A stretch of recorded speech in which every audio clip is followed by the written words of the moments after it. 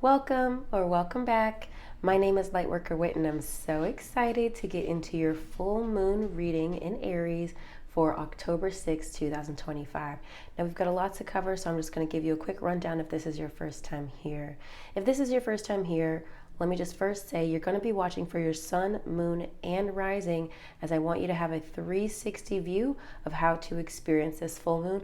But I do personally make these readings for sun signs, okay? I really don't want to fight with you in the comments about whether they need to be based on rising or whatever. I don't care. I do my readings with the intention of reading for sun signs, but I also consider, for myself anyway, the readings that I receive from my moon and rising as well. Again, as that's going to give you a 360 view of what you can experience, okay? Now, I do like to use a spread by Biddy Tarot. We're going back to that format this month. The spread that we're going to look into is what have you created and manifested since the new moon? In this case, this would be the new moon solar eclipse that we had at the end of last month. Where you are now, what's coming into your conscious awareness, what's no longer serving you, how you can release and let go of these energies, and what additional resources are available to you as you release and let go. I really like this spread. Now, what I want you to consider is that this reading is going to be relevant for the next 2 weeks, okay? What I have found in working with the spread for the past few years is that typically what's coming into your conscious awareness, that third position, is what is going to be manifesting maybe like a few days after the full moon. So this would be probably closer to October 10th, if I'm being really honest. And then the position of what additional resources are available to you as you release and let go is typically energy that you're going to experience right before our new moon. And let's actually see when that new moon is. I got to look at the date. The new moon is going to be on October 21st in Libra. Okay, so this is going to be energy that is going to play out over 2 weeks. Okay, so I want you to consider that this isn't just for today or just the next couple of days. These readings are usually significant as we lead up to the new moon. Same thing for the new moon is relevant for 2 weeks as we lead up to the full moon, the following full moon, which will be in Taurus on November 5th. Okay. All right, my love. So I'm going to go ahead and start to shuffle. We're going to start with Aries. If anything I say resonates with you, my love, feel free to check the description box below for all of my offerings. If you'd like to work with me one-on-one, consider becoming a Lightkeeper. That is where I present my monthly forecast to my paid subscribers first. You also have a lot of perks with me, 15% off of sessions with me, private sessions with me, and a lot of cute other perks as well. And if you would like to work with me long term, if you have some specific goals you want to work through, or you'd like a blend of life coaching and intuitive guidance, strategic intuitive advisement is going to be for you. And if you want an annual forecast, also those links are below. I typically do them for people who are about to have a birthday, but if you just kind of want to order your forecast, feel free to do that. I'm not going to do too many because last year that was really overwhelming to try to do the forecasts along with just my regular content. It was just a lot. So I don't know if I'm going to push them this year. I don't know. We'll see. So yeah, anyway, with that being said, we're going to go ahead and jump into Aries. I'm going to go ahead and get your cards shuffled, okay? We'll be right back. Hey Aries, I just went ahead and picked your cards. I don't know what they are. If this is your first time here and you're like, why didn't you see a shuffle? I do that because for time, okay? I do that for time. I just kind of feel like I don't know what these cards are, guys. I don't know what they are. I'm not trying to pull any tricks on you. This isn't a predetermined reading. That would be like a lot of fucking energy to I don't know. I'm not pre-planning this. So you're just going to have to trust that I shuffled these cards, okay? All right, so let's go ahead with your first one. What have you manifested since the new moon? Lovely. King of Pentacles. That's beautiful, Aries. Where you are now, the Emperor. That's your power card. What's coming into your conscious awareness? The Empress. When we have the Emperor and Empress next to each other in a reading, this is mother-father energy. Okay? How can you release and let go of these energy? We've got the Strength card here. This is no longer serving you, Strength card.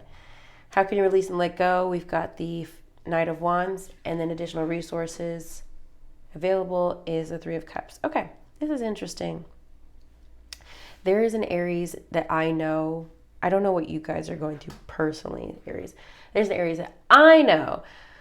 Their mother is in the hospital, and I think seeing this here is really interesting, because I know his dad is like with his mom and like really trying to like, kind of push it. It would just be by her side, while his mom is healing, recovering. So I just want to consider that maybe Aries, maybe you guys are going through some things in relation to your parents. I realize that you guys can't see this, so we're going to move that up so you can see all of that. Okay, perfect. Okay, so what have you manifested? The King of Pentacles is typically earth sign energy, Capricorn, Taurus, Virgo. This is also abundance. This is also security and luxury and having more than enough. So maybe things are going well in your career and finances at this time. Maybe you might have come into some money. Maybe you are feeling more secure. So there might be some good things happening for you fiscally, financially, okay? Or it's that you're involved with an earth sign, okay? I just think this is related to abundance, though, if I'm being very honest. Some sort of abundant opportunity has come to you. Where you are now, the Emperor. The Emperor represents fatherhood, but also represent Aries, the sign of Aries. So maybe you are in a space where you're just trying to tap into your personal power, tap into who you truly are. The Emperor, while it represents fatherhood, while it represents Aries energy, it's also about taking up space, taking control, being very decisive, being directive. You're telling others what to do. You're not taking a back seat. You're the one calling the shots. This also connects to boss energy as well. And I don't mean like be a boss. I mean like a supervisor or a boss. Maybe you're dealing with your supervisor or boss in some way. Usually, though, that's not how Spirit communicates with this particular spread. And seeing this in the position of where you are now, this is most usually a message, Aries, that you are taking control, taking an active role in what you want to do, and not just kind of going with flow. It's not passive energy at all. It's very directive energy. You're very much like, this is what the fuck I'm doing, and people are either going to get in line or they're not. That's like you're bulldozing over who anybody doesn't agree with you. And that could be very negative, but in some ways it's needed of like, you know what, I'm not settling for this. I'm going forward and I'm doing this whether or not anybody's with me. You know what I mean? There's a lot to unpack there because that energy could get very toxic very quick. But I think it seems like you're fed up in a way, Aries, which is why I think this is here of like, you know what? I'm taking control of this situation.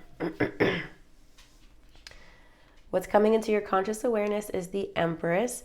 The Empress is mother energy, okay? It's yin energy. This is yang energy, forcing. This is yin energy, it's receiving, okay? The Empress is also connected to nature, abundance. It is connected to feminine energy. It's connected to motherhood and pregnancies as well. In case any of you are trying to conceive, or in case any of you guys are focused on your children, perhaps. Maybe Aries, you'll be focused on your children more within the next 2 weeks. But usually in terms of what's coming into your awareness, I do think this is a person. This could be somebody who is very nurturing, who is very connected to the earth, connected to, very grounded, very spiritual energy as well, even though that's a little bit more high priestess, but I would still say the Empress is still very intuitive, just by divine right, not because she really forces or is intentionally practiced, if that makes sense.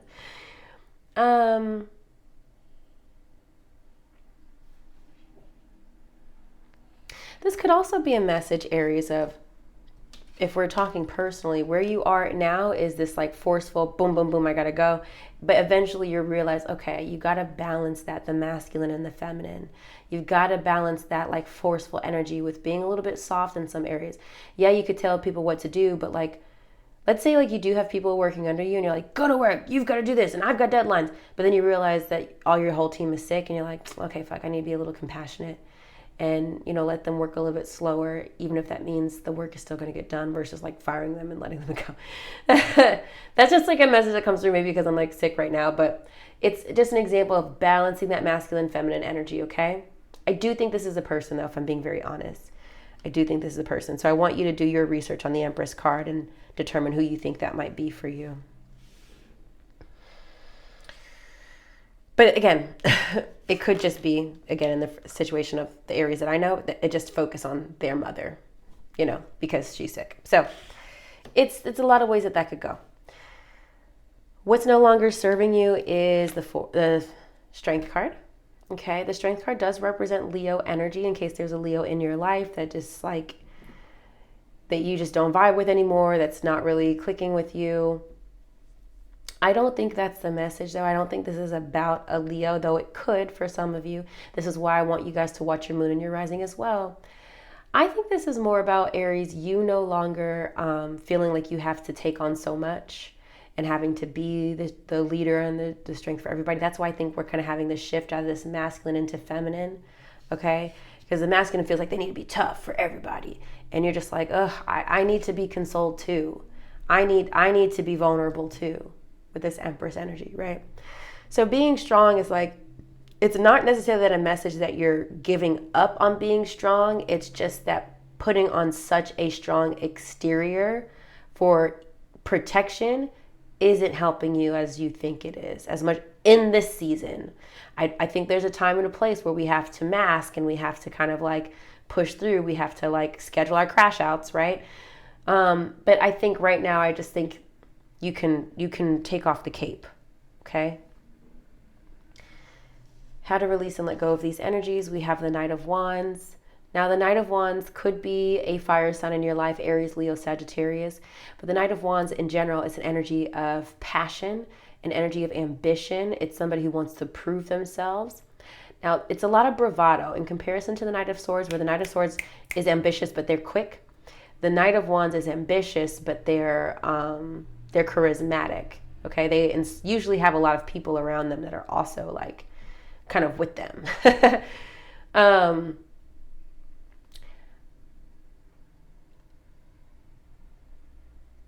In terms of how you can release these energies, Aries,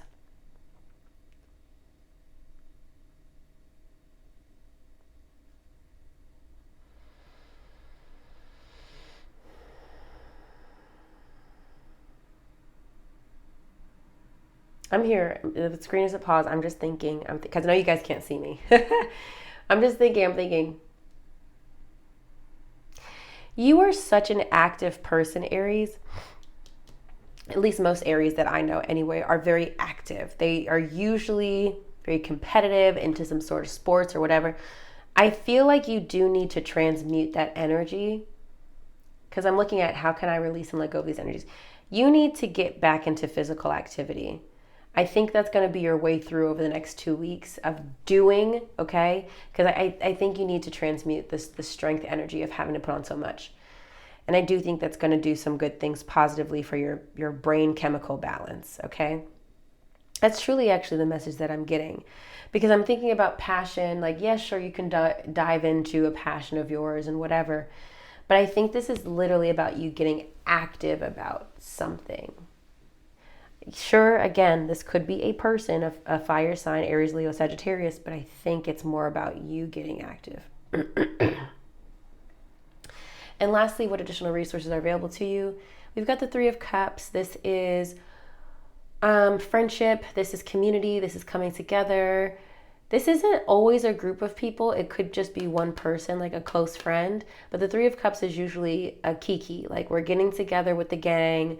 We're hanging out. You need some friend time, friends and family. The Three of Cups can represent. It's also playfulness, okay?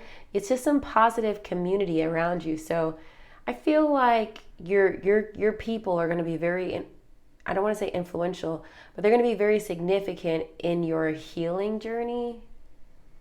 And I don't even want to say healing, in your recovery this full moon. Your friendships, your friends and loved ones. The Three of Cups can represent a romantic partner, but it's usually friends. It's usually friends and people who maybe you haven't seen in a while, who maybe you've been too busy to check on, or they've been too busy to check on you.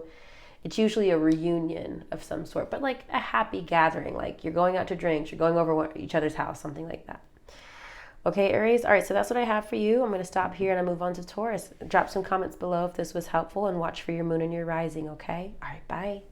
Taurus, I just picked your cards. I have no idea what they are. All right, let's go one by one. What have you created and manifested since the new moon solar eclipse? The Six of Cups. This is past energy, family energy, people that you've known from your past, from your youth, maybe spent time with your family or your friend. It's just usually family though, not so much friends, but it's also usually connected around apologies and forgiveness as well. Reconciliation. Where you are now, King of Cups, water sign energy, Pisces, Cancer, Scorpio. Also very compassionate and emotionally balanced energy. What's coming into your conscious awareness? You've got your power card here, the Hierophant, which is Taurus energy, but also structure, routine, things that are tried and true, traditional. What's no longer serving you? Ten of Wands, responsibility, hard work, overwhelmed sometimes. How can you release and let go of these energies? The Seven of Pentacles, being patient, taking your time, toiling your seed. Is that what I mean? Toiling, working your seed, I don't know. What additional resources are available to you as you release and let go? We've got the Death card here, which is Scorpio energy, but it's also endings and rebirth, death and transformation. All right, so let me just look at these here. I know this one's kind of hiding from the leaves. Okay, let me just look here.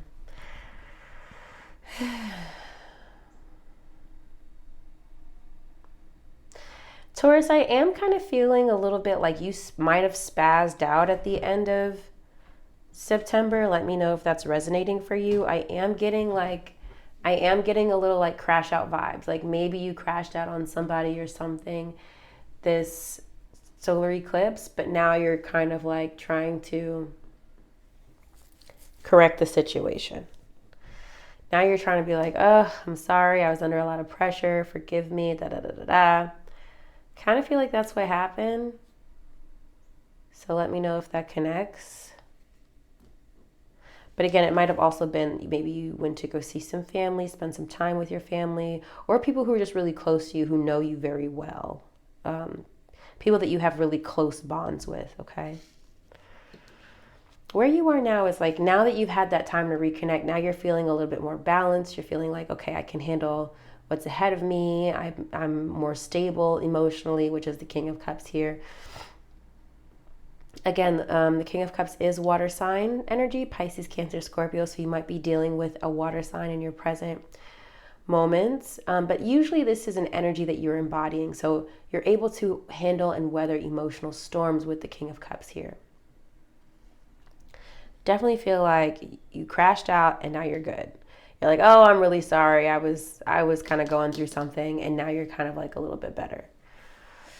Now, what's coming into your conscious awareness, the Hierophant represents quite a lot. It does represent the sign of Taurus, but it also represents religion, okay, spirituality, churches. It represents like organized groups, so churches, hospitals, universities, corporations, things like that. Anything highly organized, which is why you kind of have like the suits, if you will. Now, it also represents doing things traditionally, the tried and true way. It's like, these are our processes, these are our methods, this is what works, you know? Clergy, I keep hearing the clergy. Something about church is significant, I think, for you. I don't use reversals in this deck, so there is a chance, because the reverse position represents being unconventional, doing things your own way, dancing to the beat of your own drum, okay? However, Spirit knows I don't really work with reversals in this deck, so I don't think that is the message. I think you are wanting a little bit more structure and reliability in your life, or even working with organizations that can provide you with reliability and stuff like that, or some structure. I think that's part of why you might have crashed out, Taurus. I think that you were feeling unsupported, and now you're feeling like, okay, I need I need people to help me get more organized, get more straight, because I can't do this again. I can't spaz out again. I need people to help me. The Hierophant also represents spiritual teacher, guys. So it can represent enlightenment in a way. Again, kind of connected to that clergy kind of energy. It can represent enlightenment, but it represents either enlightenment within self, like you're going through some sort of spiritual enlightenment, or working with a spiritual guru, a spiritual teacher. So you might be going on some, I wanted to say shroom trip, probably not, but you're going through some sort of spiritual journey coming up soon. Spiritual evolution is one way this could be interpreted. I keep that over here. Okay. What's no longer serving you? Yeah. The Ten of Wands. And that's kind of why I was saying, I was like, I kind of feel like you've been burdened. Ten of Wands, you see he's got a lot on his plate, but he's still got this motherfucking book bag that he got to carry and all these goddamn sticks, okay? The thing that I love about the interpretation of the Ten of Wands is that he never got here by surprise. He always knew that eventually he was going to have to carry this load, which is why he's not stumbling, he's not falling, right? He knew all that he was going to have to take on. However, Taurus, you are now in a place where you can take it off.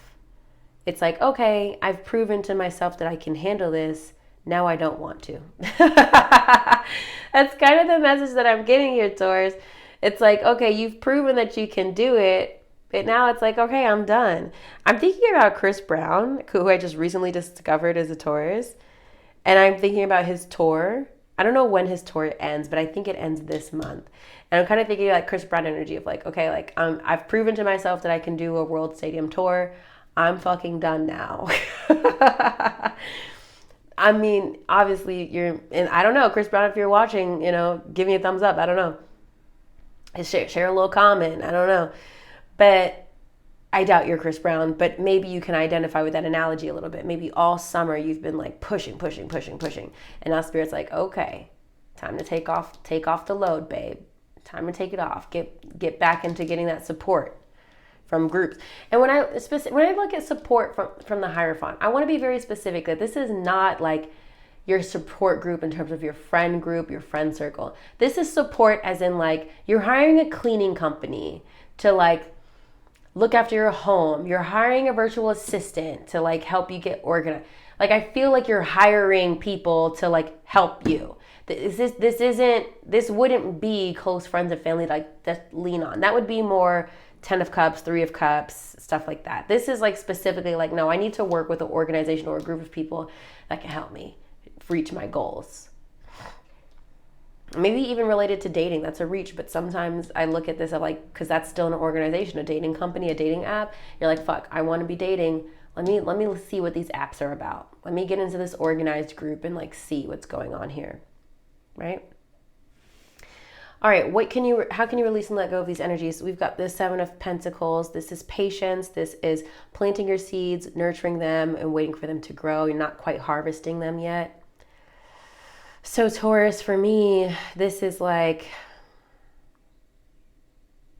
being patient, which you are. I just think lately maybe you haven't been. I think you're realizing that pushing so hard for you, it's like, okay, you realize you can do that, but I think you're in a space now where you realize, you know what, I can slow down a bit. I don't have to go that hard anymore and push for all these results. You can take your time and wait for something to grow and to nurture. You don't have to move on to the next one so fast, the next opportunity so fast. I don't know why Chris Brown is in my head so much. It's like maybe, I don't even know what that meant. First of all, watching a couple of his documentaries or his interviews, I'm convinced that man literally is kind of like superhuman. But I wouldn't be surprised if like Chris Brown's already working on a new album, right? Like he's finished a tour, he's already a new album. But like maybe, I'm still just using Chris Brown as the analogy, guys. Maybe it's like, okay, he just finished a world tour. Maybe he takes a little time to rest, a little time with his family, enjoys the holiday season, right? He just proved to the whole world he could do a successful fucking world tour. Maybe he doesn't need to put out an album right away. It's just an analogy for you too. Maybe you just finished a huge project. Maybe you don't need to sign up and engage another one right away. Maybe you take a little time, reset, regroup. We're human. I think this world has like we have the ability to compare ourselves to so many other people now through social media that it's easy for us to be like, I need to be on top of it and I need to be ahead because I don't want this person to get ahead of me and I don't want to fall behind. And while I think that's healthy, I think we also need to check in with self and be like, okay, I do want to go on to the next thing. I am excited, but I also need to allow myself time to reset, be patient, recover, and make sure that I'm putting out things that, or investing my time into things that are quality and not just like pushing out bullshit. Take your time with something. Spirit just gave me this stupid analogy, but I'm going to share it with you. So when I was in high school, I used to crochet a lot. I made a little crochet business. And so I had two girls in my pre-calculus class who knew that, and then they started crocheting things too because I started selling them, but I was really good at it. I had like a special technique where I was able to like stitch someone's name in their hat, in a bag, etc. They couldn't figure it out. One girl, she was using patterns that was like really ugly, really doty, like very grandma. The other girl was kind of copying my style, which was like a little bit more modern, a little bit more cute, but she would make them faster. And she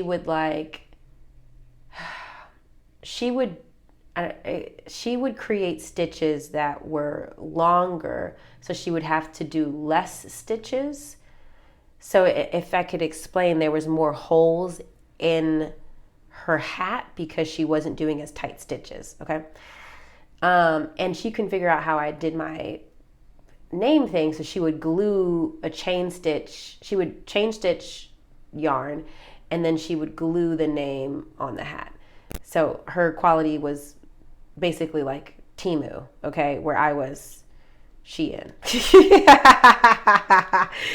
Anyway, so I'm thinking about that analogy because sometimes it pays to just take a little bit more time to deliver something that's quality and people will notice.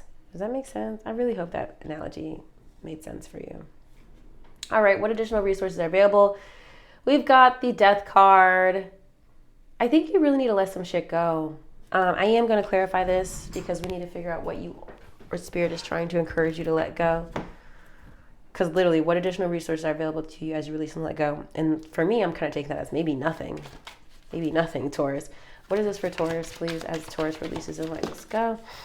Okay, courthouse. Maybe some of you guys, I don't know if you're dealing with any legal battles, but sometimes this card represents administrative issues as well. An end to administrative or legal issues. What additional resources are available to Taurus? What does Taurus need to let go? What's coming to an end for Taurus this full moon? What's coming to an end for Taurus this full moon? Occupation. Okay, something with work. Something to do. I am really getting that feeling though. There is something to do with work that's coming to an end. I don't know that it's literally a job. Might be a project. What? Clarify this for Taurus.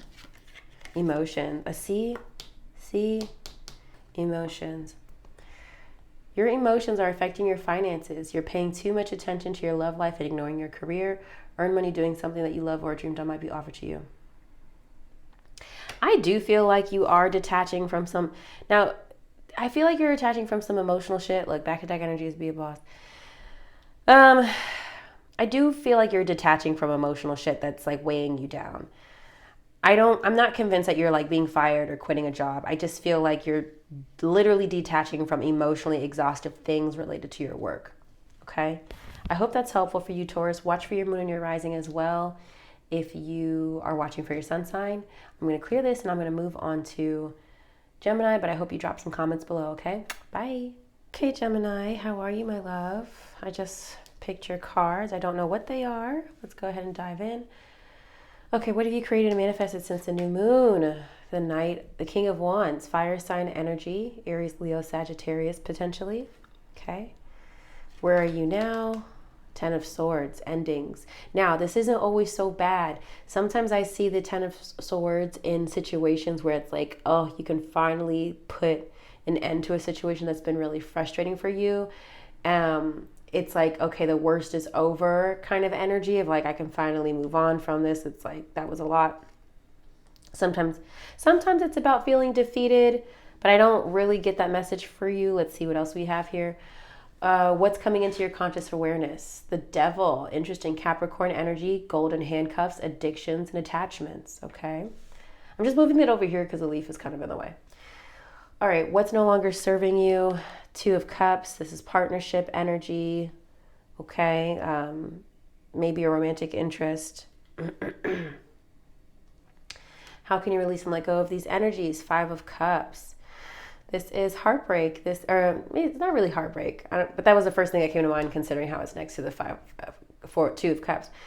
The Five of Cups is really about grief, sadness, and loss. So that's interesting to see here. And then what additional resources are available to you as you release and let go? We have the Ten of Cups. This is so interesting, and we are going to have to clarify this. I'm trying to not clarify too much today, but considering how the Two of Cups, Five of Cups, Ten of Cups are here, it is giving a little makeup breakup energy. I don't know. That's a lot here. Okay. All right. Let's see. Let us see. Let me just try to unpack one by one. All right. So what you've created and manifested since the new moon solar eclipse, so that end of September. This is fire sign energy, like I said, Aries, Leo, Sagittarius, but it is also somebody who's very creative, someone who's very inspirational, very visionary. He inspires leadership. So I wouldn't be surprised, Gemini, if you were in a place recently where you're like, I'm going to get this done and people are going to help me and it's all going to work out. Very positive, very optimistic, but very like willing to put in the work, very ambitious, but like also kind of like the King of Wands is like slick delusional. They're like, I'm going to take over Canada and it's going to happen and people are going to help me. Like, it's like that kind of energy. They're like, you can't tell this man that he's not going to do that. And also there's some charismatic energy about him that's like, yeah, he's going to take over Canada. Like, I don't know why that analogy is coming to mind. I don't know if anybody is plotting to take over Canada. But okay. So it's just like a confidence, right? However, you are feeling a little like, fuck, maybe that didn't work out. Maybe Canada was a bit too much. Maybe we should have started with Rhode Island, and Rhode Island is like this small. So I really hope you guys are keeping up with this analogy. Okay, so Ten of Swords is like defeat, ending. So let's clarify why you're feeling defeated. Ooh, I am just getting a sense, Gemini, that I feel like you bit off more than you could chew. I am getting that feeling here. You bit off a bit more than you could chew, babe. What has ended for Gemini? What is ending under this full moon? What is this Ten of Swords energy for Gemini? What is this Ten of Swords energy for Gemini? What is? Okay. Imprisonment and bad health. Now, when I see these two cards, to be honest, I do go more so to mental health, but maybe you guys might literally be physically ill, okay, or someone close to you. The imprisonment card is usually about like sort of similar to the Eight of Swords, negative self-talk, mental warfare, feeling trapped, feeling abandoned, or not abandoned, but feeling like hopeless. And the bad health, I do sometimes look at as mental health of like, you're entertaining worst case scenario mentally more than you are best case scenario. But this quite literally be, maybe you just feel like things aren't going well because now you're sick, either physically or emotionally, or you're feeling kind of struck down, feeling a little like, damn, now what? I think you had a good run. I think things were going good, but now the famine has set in and now you've lost half your troops. Y'all, I don't know where these analogies are coming from, but I really hope they're connecting. Oh my God. Okay. So it's feeling like a setback, I think, is kind of what I'm picking up. Some sort of setback is where you are now. Okay. What's coming into your conscious awareness? We've got the devil. Now, the first thing I'm looking at when it comes to this, I am feeling like a sharky energy here. When I say sharky energy, I mean somebody who's a predator. Somebody's like, oh, you lost all your troops? Well, I've got some troops, but I want half of Canada. Guys, please follow this analogy, and I really hope it's making you laugh, but this is the analogy the spirit is giving me, so just roll with it. You guys know I love a lot of period stuff, okay? So it's feeling like somebody's coming in and is like, I can help you out of this situation, out of this bind, but I want something too. So it is almost feeling like you're having to make a deal with the devil in a way. In a way. Now, the devil is Capricorn energy, okay, in case that's important to you. However, in its most positive form, the devil is playfulness, especially in intimate and sexual relationships. It's like really heightened sexual energy, in a great way, very passionate. I don't think that's the message here. I think that this is more like you having to do some shit you don't want to do in an effort to make all this not worth it.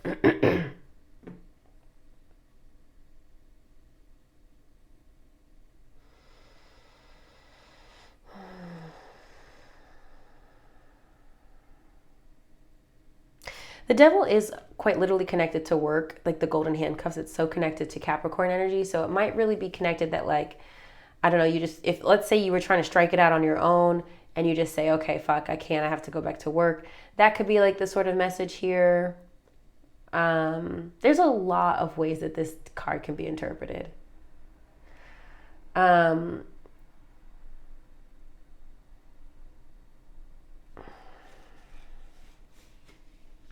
I really truly feel like the message that is strongest for me is having to make a deal with the devil.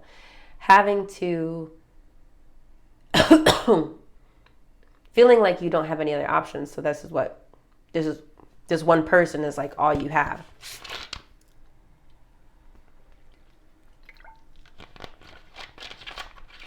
And I don't know if any of you guys watch Shark Tank, but the whole point of Shark Tank is they're a shark. They're like, a loan shark, right? So you know that they have what you need. And if you didn't need them, if you could just get a loan by yourself, if you had all the expertise, you would just do it something yourself, but you don't. There's something that you need, and that person, that shark, in Shark Tank, for example, has leverage. So yeah, you went in this tank wanting to give 3% of your company, but after they asked a series of questions, they're like, bitch, this is going to take a lot of work, and actually I want 25%, and actually I'm only giving you 200,000 instead of 500,000. And because you're kind of desperate, you're like, fuck, I'll take it because I don't really have any other better options. It's kind of like that situation. Okay, let me move on. All right, so what's no longer serving you? Two of Cups. This could be maybe you've been focused on your relationship in the near future. Maybe you've been focused a little bit more on your partnership or some sort of significant partner. Even if you are married or partner, it's not to say that, like, this is not a message of like, oh, like you and your partner about to break up, da da da da. It's just that there's a partnership arrangement that's no longer working. Okay. This. It could be business, romantic, or platonic. Please clarify the two of Cups. What's no longer working for Gemini? Thoughts. Okay, that's like one of the most unhelpful fucking cards. Clarify the Two of Cups. What's no longer working for Gemini? The Fool. There's a need to start fresh. Do you need to take something on your own? Do something on your own. Because I think that this person was supposed to help you, was supposed to protect you from the devil. And they didn't. And now you got to go to this motherfucking person anyway. And you're going to have to go a journey alone. Okay? This person did not come through the way they said they would come through. And now you having to do some shit yourself. To having to take a leap of faith on this motherfucking shark. This shark, for example, guys, might not be all bad. I mean, going back to the Shark Tank analogy, there are some people who've made like crazy deals on Shark Tank, but what happened? Their business grew. Sure, at the time they might have given up more equity in their business than they wanted to, but they got a solid investor who knew what they were doing, and therefore their business was able to grow. So sometimes it's the hand you're dealt, but if you can work it, you can work it. It might not be lost. Does that make sense? All right, how can you release and let go of these energies? You're going to have to grieve this partnership, I think is what I'm realizing. You're going to have to grieve this partnership. You're going to have to grieve it. It's not something you want to do, but you're realizing, fuck, you're not helping me. This isn't helping me. and I have to let you go now before I'm fucked up in the game. Now, what I love is that we have what additional resources are available to you as you release and let go. 10 of Cups. This is dreams come true, big happy family. So like, imagine using the shark. I'm going from like battlefield analogies to Shark Tank. Stay with me, y'all. Imagine you was working on, you just found out you was finna get into Shark Tank. And so you got a business partner. So you've been working for months and months and months and months and months on the deal and on what you're gonna say and on the pitch. But then all of a sudden your business partner start acting up. They want more money, or they feel like they're putting in more work, or they all of a sudden everything's their idea, and you realize, you know what, I can't do this. So you're gonna have to pivot, and you got to go on motherfucking Shark Tank alone, okay? And that wasn't what you had been preparing for these past few months. But now you got to grieve that. But guess what? You go on motherfucking Shark Tank anyway, and you still get the deal. You still get the deal. You still get, it didn't come how you wanted, but you still get it. Okay, Gemini, does that make sense? It didn't come through how you expected, but what looked like a bad idea actually ends up being a blessing in disguise. And I really want to be very clear. I know I'm talking about making a deal with the devil, but it's just an analogy, guys. You guys know here I identify as a Christian spiritualist. I'm never inviting any negative or unscrupulous energy into your lives. But I am saying that as someone who's lived a very interesting life thus far, sometimes we do have to make decisions that are not exactly what we want to, or make decisions that seem unfavorable with people that maybe have, intentions that differ from ours. But does that mean that we can't work with these people? No, that doesn't. Use your discernment and use your intuition. And I would never say to work with people that you just get a bad feeling about. If you have a bad feeling about something, I trust that, okay? Like I mentioned, yes, I'm, being playful and saying, oh, this could be making a deal with the devil. But like I said, I always want you guys to feel free, like you can research these cards on your own. The devil, like I said, represents Capricorn energy, but it also represents attachments and addictions. So something maybe you may be becoming aware of is maybe somebody that is like sucking energy from you, is toxic. It does feel like for sure you're going to have to cut somebody loose, okay? So there's so many ways that this devil card could be significant. It's either like making a deal with somebody that can help you really actually achieve your dreams, somebody who's in a position to offer you more than what you have, but it could also be representing somebody who's toxic that you have to let go of and that you're becoming aware of, okay? So really just use your discernment and your intelligence and intuition in these readings, okay? I really hope that's helpful for you. I am going to stop here, watch for your moon and your rising, drop some comments below if this resonates, and we're going to move on to Cancer. Okay, Cancer, I just picked your cards. Let's see what we got here. What have you created and manifested since the new moon? Ace of Wands. We've got a fresh start, a new passion, a spark. Okay. Where you are now, we've got the Star. This is Aquarius energy, but this is also about healing, faith, rejuvenation, restoration. What's coming into your conscious awareness? Six of Pentacles, giving and receiving. We'll see which end you are on. Okay. What's no longer serving you? The Empress. This is motherhood. This is nurturing. This is yin energy, receiving energy. Very interesting to have in this position. What is no, how can you release and let go? Okay, we have the Moon. This is Pisces energy. Maybe a Pisces is significant to you, but this is also about trusting your intuition. This is a full moon, of course, and you are ruled by the moon. So maybe this full moon is helping you to just trust and feel and sense intuitively what needs to be released. This is also doing shadow work as well. Okay, what additional resources are available to you as you release and let go? The King of Pentacles. Wow, beautiful. Abundance, earth sign energy. Capricorn, Taurus, Virgo, but also luxury, stability, security. Okay, how lovely. How lovely. I'm putting this over here just because so you can see it. Okay. Wow. So It looks like Cancer, during the solar eclipse, you got some new ideas that you wanted to try.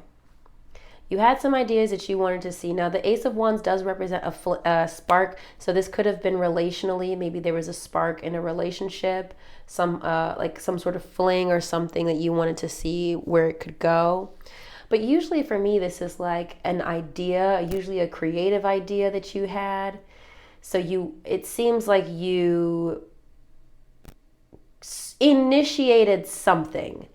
I'm not convinced that it worked out for you because now you're in this place of recovery.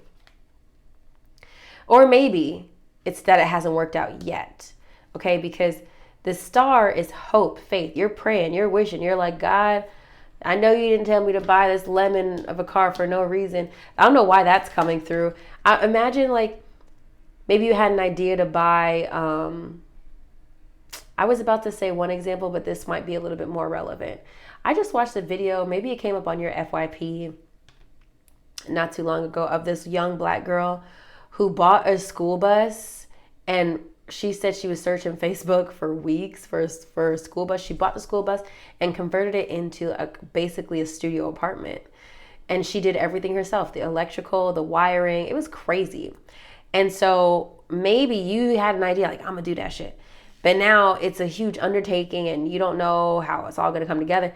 The star would be like, oh, Lord, please tell me I didn't make that investment for no reason. Please tell me it's going to work out. Please tell me this is going to produce something.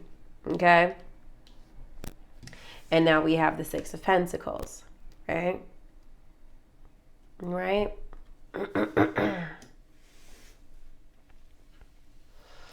The Six of Pentacles is about giving, receiving, and so I think you are going to receive some help in terms of what's coming into your conscious awareness. You're going to get some help. Now, I don't like personally the way that this deck depicts the Six of Pentacles. This man is sitting on a bunch of money. These people look like they're hungry or struggling in the back, and he's turning away. Okay, I don't love this imagery. I kind of like it in my, I like it in a bunch of other decks better. Excuse me. Let's see if I can find it real quick. I always do this and then I'm looking for a card and then like I'm going through the whole goddamn deck twice before I find it. Or it's like at the end of the damn deck. There it is. I like the Six of Pentacles, this imagery better of like, you see how like these like people in the back are like, oh man, he's got money, and he comes to help, like, hey, like, look what I can offer. So I feel like somebody's coming to help you, Cancer. Somebody's coming to give you money and some sort of support, okay? Now this again, for me, is most likely going to be around maybe the 10th of October, like a few days after the full moon appears. All right, what's no longer serving you is Empress energy. This could be your mother. Maybe your mother's not really supportive of you right now or your ideas, or maybe you can't lean on your mother like you feel like you can. Maybe you are a mother and maybe you have children. So maybe you're devoting too much energy to your kids. I know that might sound crazy, but everything in moderation, right? If you are spending so much, if you're just like, oh, I just want to spend time with my kids, just want to buy time with my kids, but your kids need like new shoes and you could go get another job to make sure they have new shoes. Bitch, maybe we need to spend less time with the kids and go, pick up a little second job this season for the holidays. It's just like it's sick. Life is cyclical. The longer I do readings and the more I see patterns and the more I see different cards come up, it's like, I think we have this idea that, I think a lot of us in ways are still holding on to the 1950s American dream where, and I don't even know if 1950s is an accurate time frame, but you follow me here. The idea that if we work hard enough, if we go to school, get a good job, get a good career, good paying job, and we work that job for a while, we'll get increases and we'll get bonuses and and we'll be able to provide with our family, and we should retire and do vacations in between and all that. I think some of us are still struggling to beat that ideology out of us because the world isn't the same. You know, companies come and go, come and fucking go. Companies aren't as stable as they used to be. So having a job that you've been on for 20 years is rare unless you're working with a Coca-Cola or whatever the fuck, you know, a company that's been in the business for a long time. A legacy brand, if you will. And even then, you still don't know. They could still cut you out and fire you and decide they don't like your ideas and bring somebody a new one. Things are just not the same. So the traditional doesn't work anymore. So there are seasons when you are spending more time with your kids. You are investing more energy. And there are seasons for you to fucking hustle, for you to pick up a second job, for you to hustle and get a certification, and for you to do it. So I just want you to think of life as like a little differently from this is where I should be versus where you are and what your journey is. I just want you to detach from that a little bit. I don't know if that is helpful at all, but that's just what I felt like you needed ministering on right now. Okay. I do want to clarify the Empress, though. How can Cancer... Wait, what's no longer... Clarify the Empress. What's no longer serving Cancer? Also, the Empress is very passive energy, so this might be like where you're not really doing much right now. Maybe you're a little bit too relaxed, and maybe Spirit's like, hey, bitch, maybe you need to just get out of yin and into yang energy. Clarify the Empress, please. Four of Cups, yeah. I mean, honestly, you're just sitting here waiting to receive, and Spirit's like, tap in, get your head in the game. We can only, Spirit, I just heard faith without works is dead. Okay. You cannot just be sitting on your throne and waiting for that man to come knock on your door, for that job to come in your inbox. But you got to do something. Okay. Just sitting and like believing, oh, I'm attractive and I'm attracting everything. Yes. But again, faith without works is dead. Okay. How can I release and let go of these energies? Trust your intuition. Trust whatever's coming through for you intuitively. I do want you to do some maybe full moon rituals maybe tonight if you can. Also do some journaling. Do a brain dump. I think sometimes I often feel very overwhelmed with like everything that's in my head. I want to do 30 million things and I don't know what path to focus on. But sometimes when I really just sit down and slow my brain down to journal, I can create a path of illumination, okay? But you, being ruled by the moon, work with the full moon, okay? Work with that illumination. What additional resources are available to you as you release and let go? The King of Pentacles, babe. I do not know if your issues are monetary, and it seems like that a little bit since you do need some financial help or just some help in general with the Six of Pentacles. But with the King of Pentacles here, that's security, abundance, legacy, wealth. It seems that in the next 2 weeks you're going to be in a better financial position after you've kind of been done being passive. Right now you're just waiting, wishing on a star. Oh God, please help me. If we could just you gotta tap in. Help is gonna come through, but you gotta lock in, babe. You gotta kind of stop being a passive observer in this.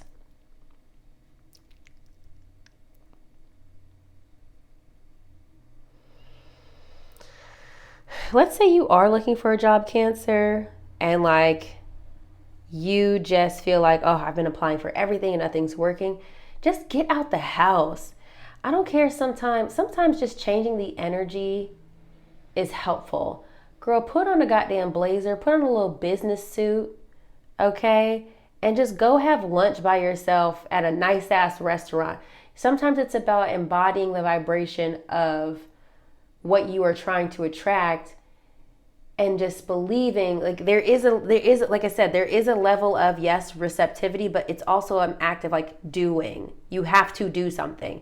And girl, all of a sudden you might know, okay, you stepped out the house, put on your little corporate casual outfit, and you don't know, people might be thinking you're an entrepreneur, you just random ass Tuesday and you just outside doing what you need to do. they have no idea that you're in between meetings or businesses or whatever the fuck. They don't know that you might be unemployed, but it's about how you carry yourself. And then lo and behold, you run into somebody who needs a personal assistant. And because you look the part, you get the goddamn job. You know, it's just shift the vibration, shift your expectation. Stop being so, oh, when is it going to be my turn? Okay? Okay, I've yelled at you enough. I love you so much, Cancer. If you would like to watch for your moon and your rising, I encourage you to skip ahead to those sections now. But drop some comments below if this resonated with you, Cancer. Okay, bye. Hey, Leo, my baby. We've got your cards here. All right, let's go ahead and start with what have you created and manifested since the new moon solar eclipse? The Fool, a fresh start, a new beginning, a leap of faith. That's lovely. Okay. Where you are now. Two of Swords, indecision, this or that, up or down. Where do I go? Now, I don't use reversals in this deck, so maybe you've made a choice. Maybe you've decided, maybe you were wondering which direction to go. Maybe this is about you deciding which direction to go now that you've taken this leap of faith. Okay, what's coming into your conscious awareness? We've got the Ace of Cups, an emotional fulfillment, something that's coming in, a new experience that will present a new cup to be filled emotionally. Okay. That's good. Sometimes this is new love, new feelings, new beginning. But I see this usually, especially with the Fool card, I see this usually with something that you've achieved that you're excited to explore. So this could be, it doesn't always have to be a relationship. It doesn't always have to be a new relationship. This could be that you just started a new business. This could be that you just moved into a new home. This could be that you just got a new car, new car specifically that you're going to be using to like DoorDash. I don't know. Maybe, and that's a very real thing. In this economy, maybe you were like, oh, I couldn't DoorDash in my old car because it was a little bit too beat up. But now you've got a better car. Now you can make some extra money. Now you can monetize that. You know, it's not always relationship, but it can be. It could be, maybe you've got a new doctor that's coming through. Maybe you've got a new friend. You know, maybe you haven't had any friends in a while. Maybe you've got a new friend and you put yourself out there. Okay. What's no longer serving you? Two of Pentacles. Balancing your finances, balancing your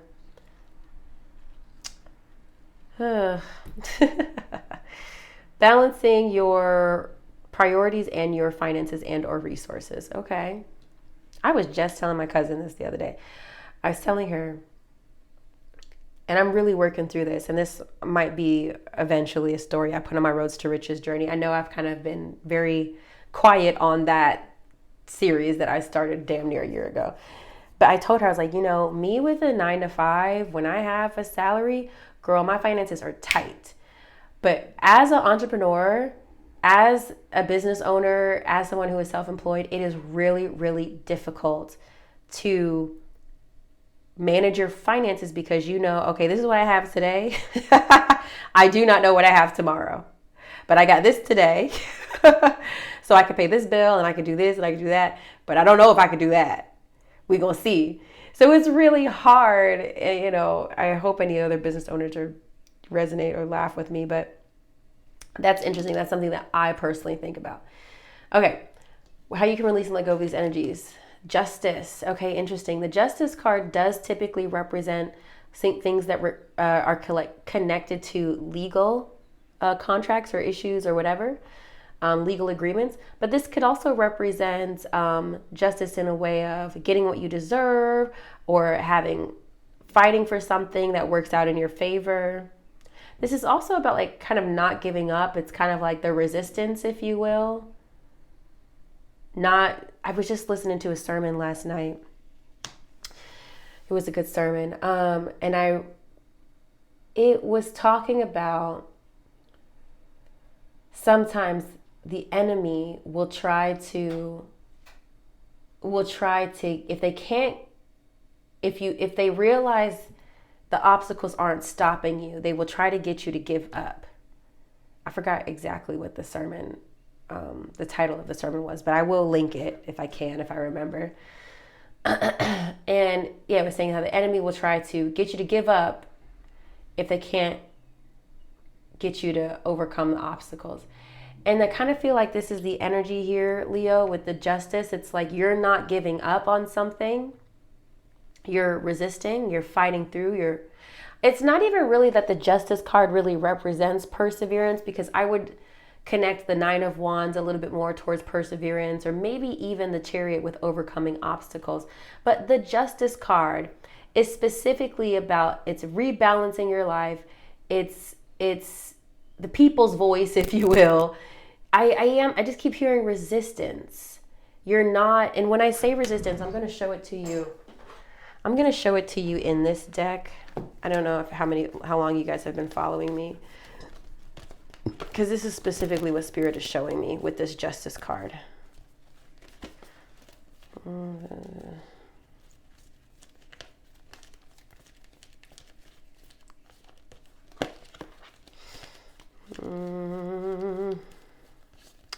And I do this all the time. I go through the whole goddamn deck and I'm like, fuck, where was the card? There it is. Did some of y'all saw it and y'all didn't tell me? This is kind of the vibe that Spirit is showing me, okay? In terms of how can you release and let go of these energies. 25. Let me just peek at it real quick. Familiarize yourself with how resistance manifests for you, the overt and covert. If you continue to have doors slammed in your face, turn around. There will normally be an open door. Procrastination is just another kind of fear. Move forward with confidence and persistence. You know, I'm going to pause here in case you want to read the rest of this. I'm not going to read it, but if you would like to read it, feel free to pause so that you can. Can you see everything? So anyway, let's keep going.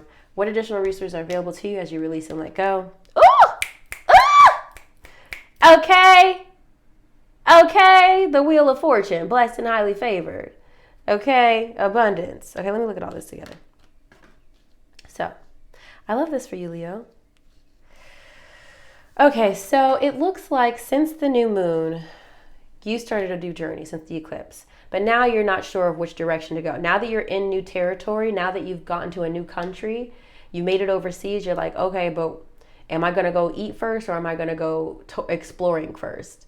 You know, or am I going to go to my hotel first? I don't really see this as an indecision of analysis paralysis. I see this more as an indecision of strategy, of like what would best serve you to do first, okay? And then that's what you're trying to figure out. Coming into your awareness, a new feeling, a new emotional beginning. I do want to clarify this Ace of Cups to determine if it is connected to relationships or business or career or something else. Clarify the Ace of Cups for Leo.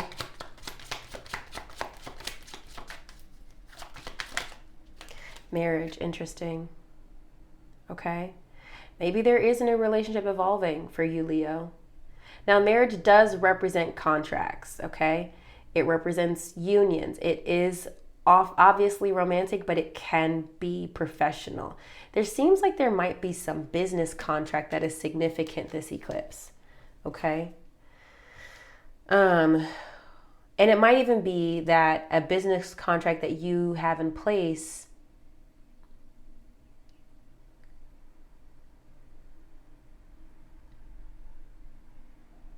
ends up being more fruitful than you expected, considering the Wheel of Fortune here. Okay, what's no longer serving you? The Two of Pentacles. I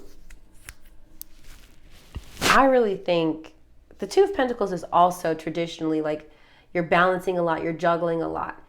And this is, again, something else I've been thinking about. You need to kind of scale back all that's on your plate, and you kind of got to stop juggling so many things, Leo. You've got to kind of tone it down.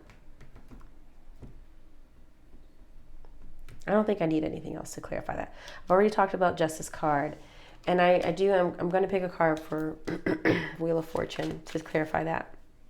Let's do that with the career and finance deck. Clarify Wheel of Fortune, please, for Leo. What's this?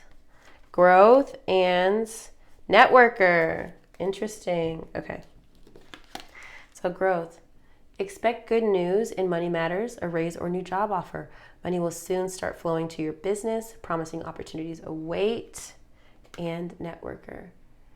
It may be time to create or reach out to your network of people who will help you.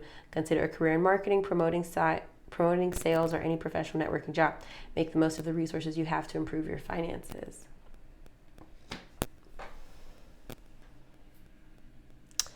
Overall, Leo, it is feeling like you're making strategic, I don't even think you're making strategic alliances. It's feeling like you are recalibrating yourself. You're tuning yourself back to an energy of abundance.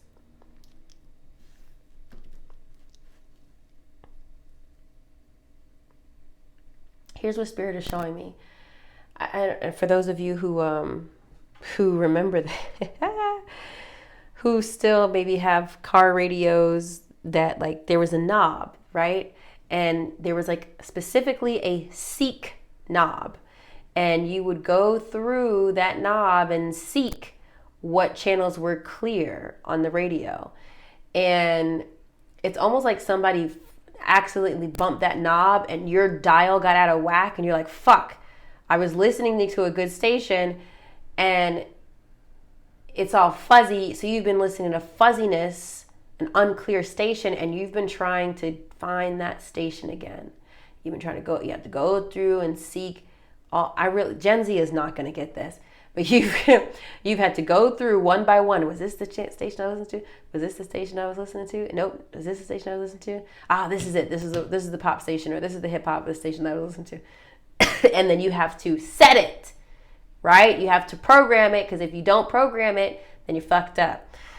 You're going to have to go through the process all again. And I kind of feel like that's what's happening, Leo. You having to find that station again so that you can lock it in. So you could say, no, this is the energy I want to be calibrated to, and I want to stay here. Does that make sense? It really feels like I'm getting the sense that you are having to do something over again that you've already done, but now you're doing it with more wisdom. That is a message I'm getting here. I hope that's helpful, Leo. Drop some comments below if it is. Watch for your moon or your rising if you're watching for your sun sign. I'm going to clear this, make some notes, and I'm going to move on to Virgo. Bye. Hi, Virgo. All right, I just picked your card, so let's go ahead and see what we've got for you. As soon as I get my camera to stop moving. Okay, Virgo. Okay, we got the Chariot for you in terms of what have you created and manifested since the new moon. Sometimes the Chariot, it represents forward momentum, Cancer energy, in case the Cancer is important to you. It does represent moving to me. Sometimes, not literally. I mean, yes, literally, but sometimes to me it's a strong message of moving or something to do with a vehicle, something to do with your car. Where you are now, the Lovers, okay? We've got very connected energy, Gemini energy here, unions, sometimes connection with yourself. What is coming into your conscious awareness? Stability, maintaining control, Seven of Wands. I'm moving this over here because the leaf is in the way. How can you, no, what's no longer serving you? The Nine of Cups. That's a very interesting card to get in this position, which we will clarify. And the reason why I say that is because the Nine of Cups is like a wish fulfillment. It's happiness, contentment. So that's why I'm like, interesting that you have this here in this position. How can you release and let go of these energies? Four of Wands, domestic harmony. And what additional resources are available to you as you release and let go? The Seven of Wands, strategy. Okay. Okay.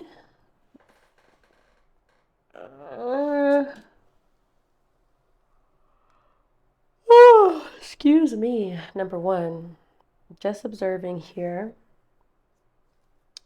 Now, Virgo, a lot of times, going back to Chariot, what have you created and manifested from the solar eclipse? The Chariot is advancement.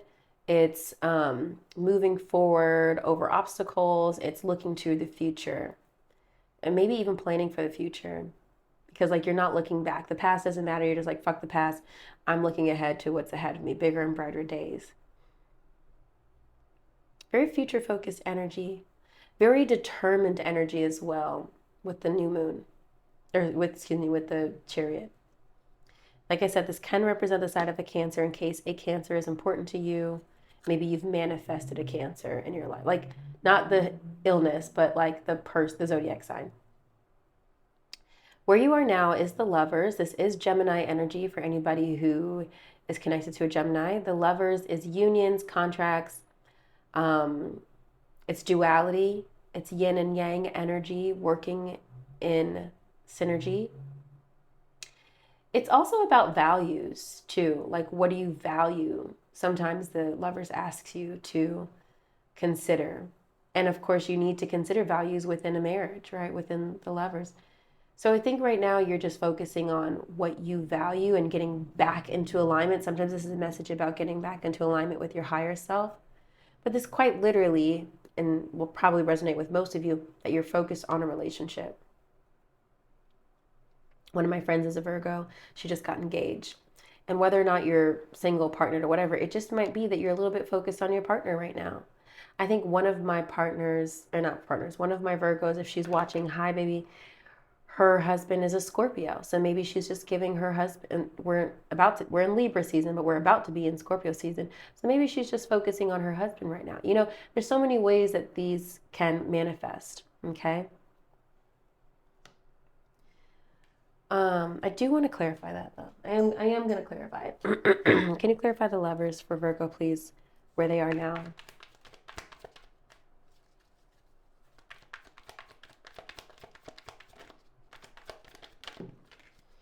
Is this the Four of Pentacles?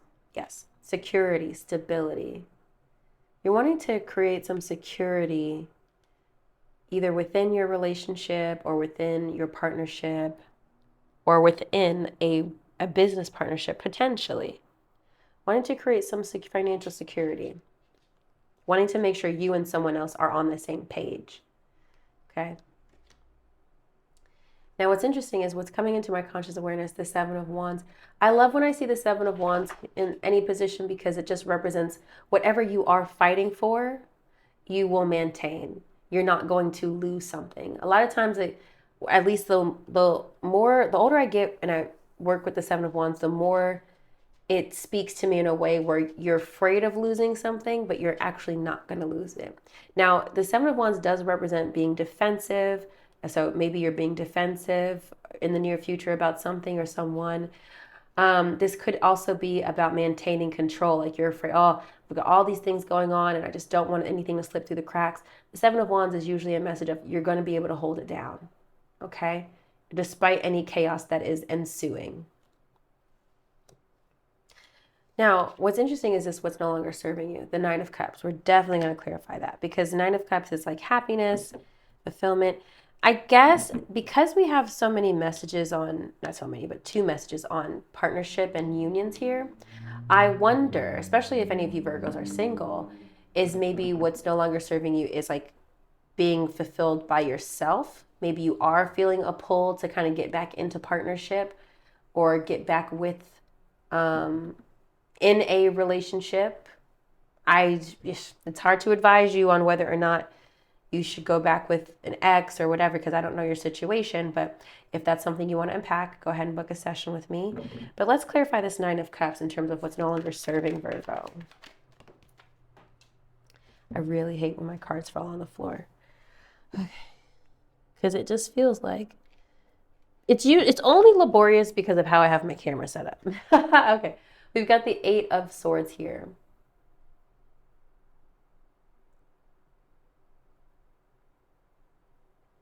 You know what this is, Virgo? I think this is a message. Some of y'all gonna fight me on this in the comments, I think. I think what's no longer serving you is convincing yourself that you're happy by yourself.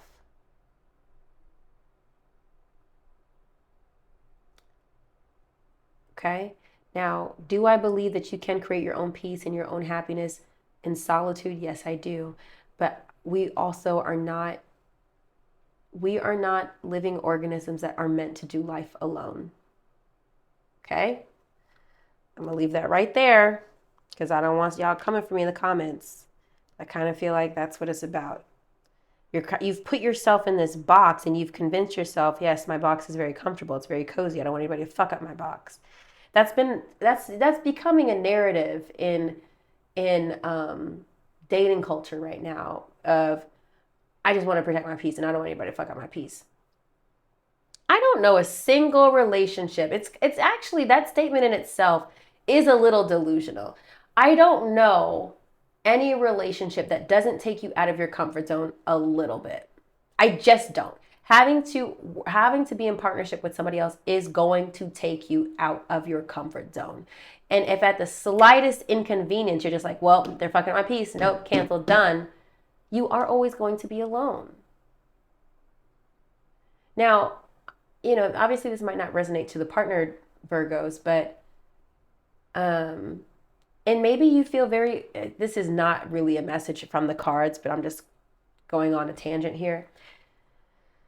Maybe it's possible that you feel very trapped or isolated within a partnership and you're trying to work on what I see, kind of getting back into closeness, getting back to feeling very connected if you're in a partner relationship.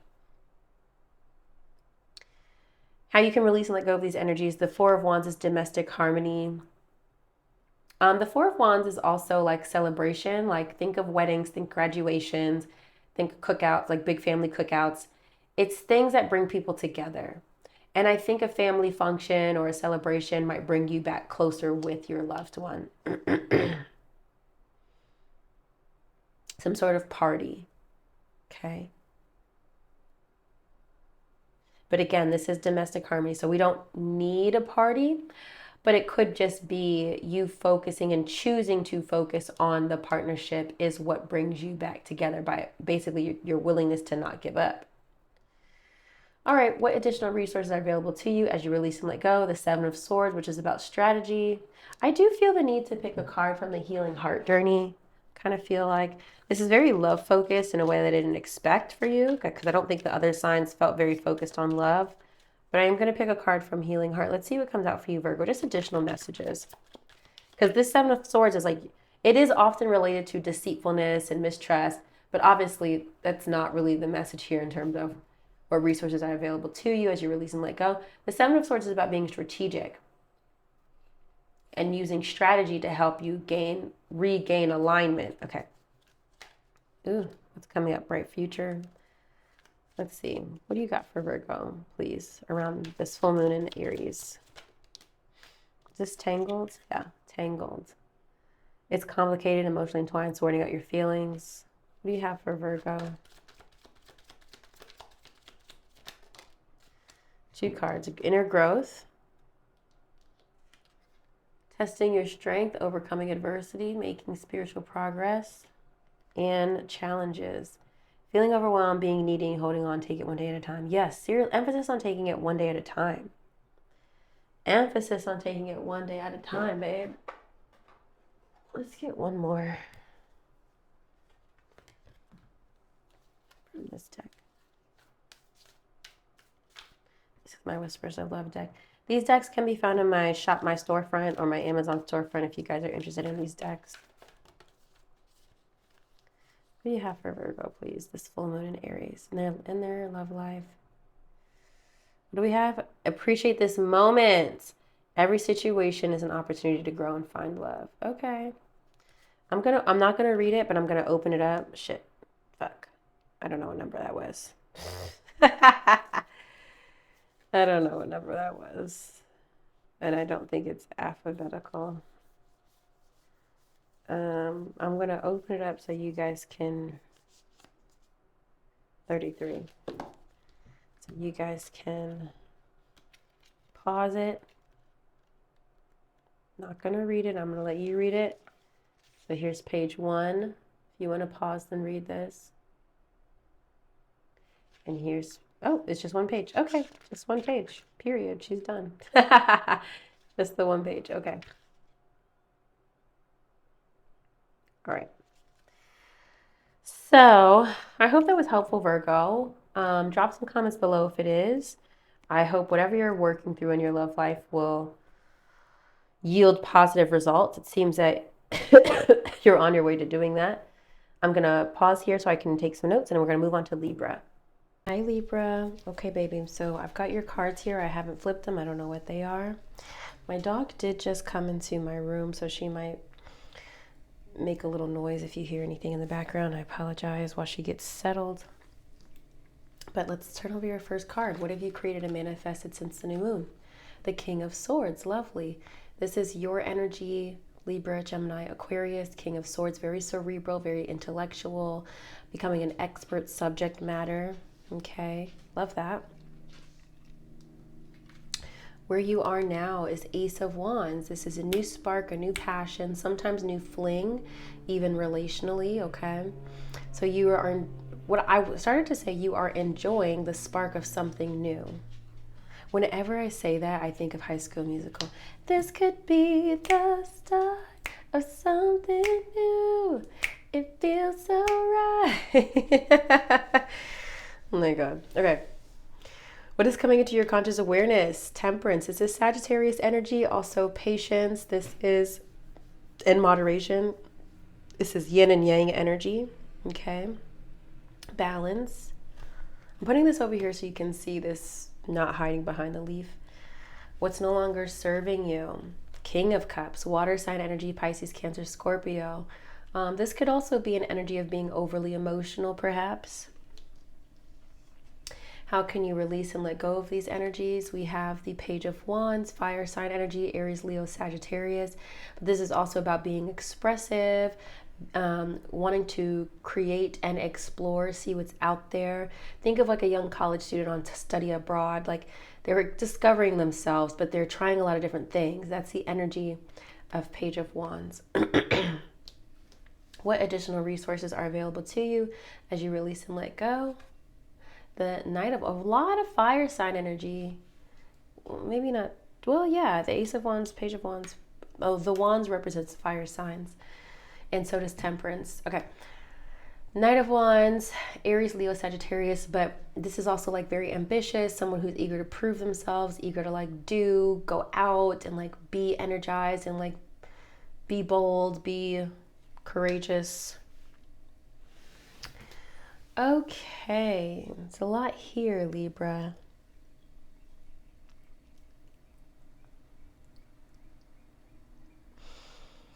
It seems to me that since the solar eclipse, you've manifested in a life upgrade. I wouldn't even be surprised if you got a promotion in your professional setting. Now, maybe you're totally comfortable in your career. In terms of what you created and manifested, this might have been that you hired somebody, an expert to help you, an expert landscaper, an expert accountant, an expert lawyer, somebody who's really, really good and qualified at what they do that you have needed, okay? But I think this is more about like you feeling more comfortable and confident in what you know and what you do professionally. And just intellectually in general. It's not always professional, but it is for sure intellectual.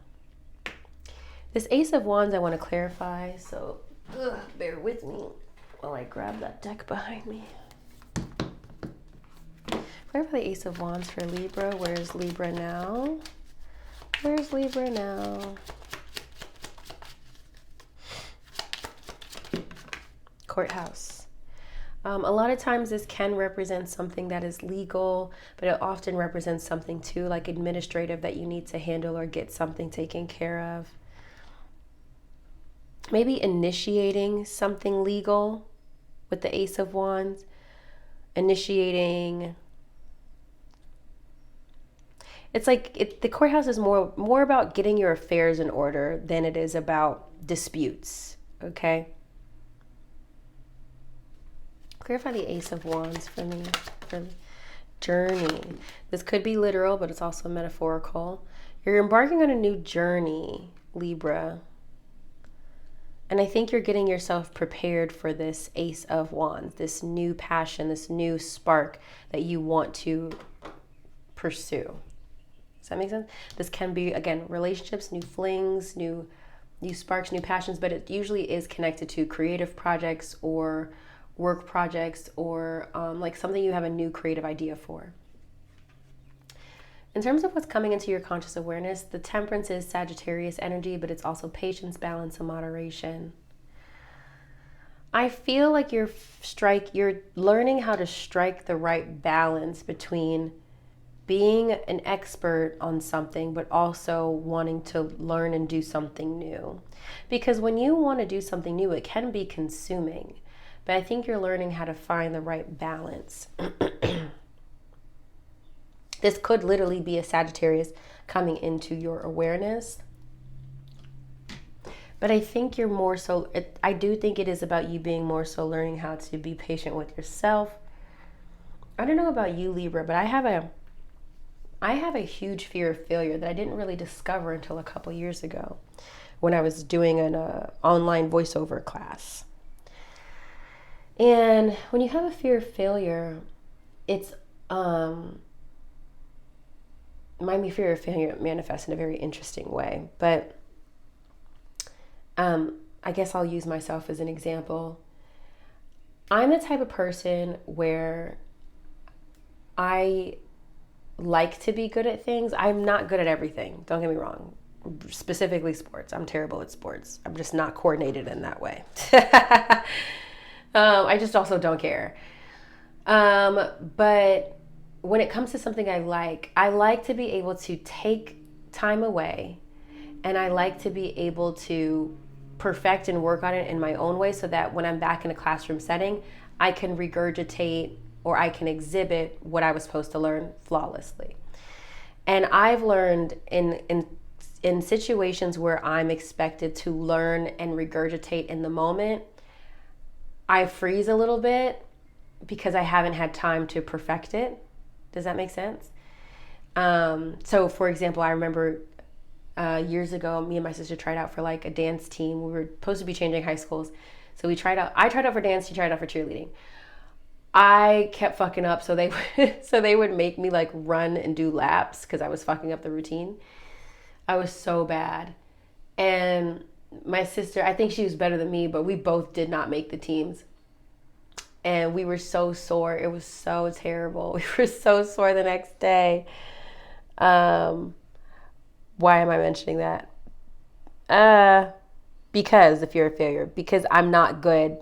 I'm not good in that moment, specifically learning routines, dance routines, at seeing it and then having to do it back. I need time to study that routine and then be able to do it. So I don't want to say I'm not a good dancer. I'm just not a dancer in that way where I can learn routines quickly. I'm just not that. I can't do that. So think about what it is maybe that you either have a fear of failure or fear of success for, because I am seeing and sensing that you need to give yourself more grace, more patience with yourself. That really is genuinely the message that I'm getting here. Give yourself a little, don't feel bad about what you can't do right now. You'll eventually get there. Yeah. Okay, what's no longer serving you? We've got a King of Cups. I do think this is a person, Pisces, Cancer, Scorpio, but this could be somebody who is either emotionally volatile or maybe somebody who's emotionally depleting. Usually this is masculine energy, but it can be feminine energy. Let's clarify who or what this is. The King of Cups was no longer serving Libra. Cunning, a thief. It's really thief, but I blocked it out. It could be somebody who's stealing your time sucker. Who or what is no longer serving Libra?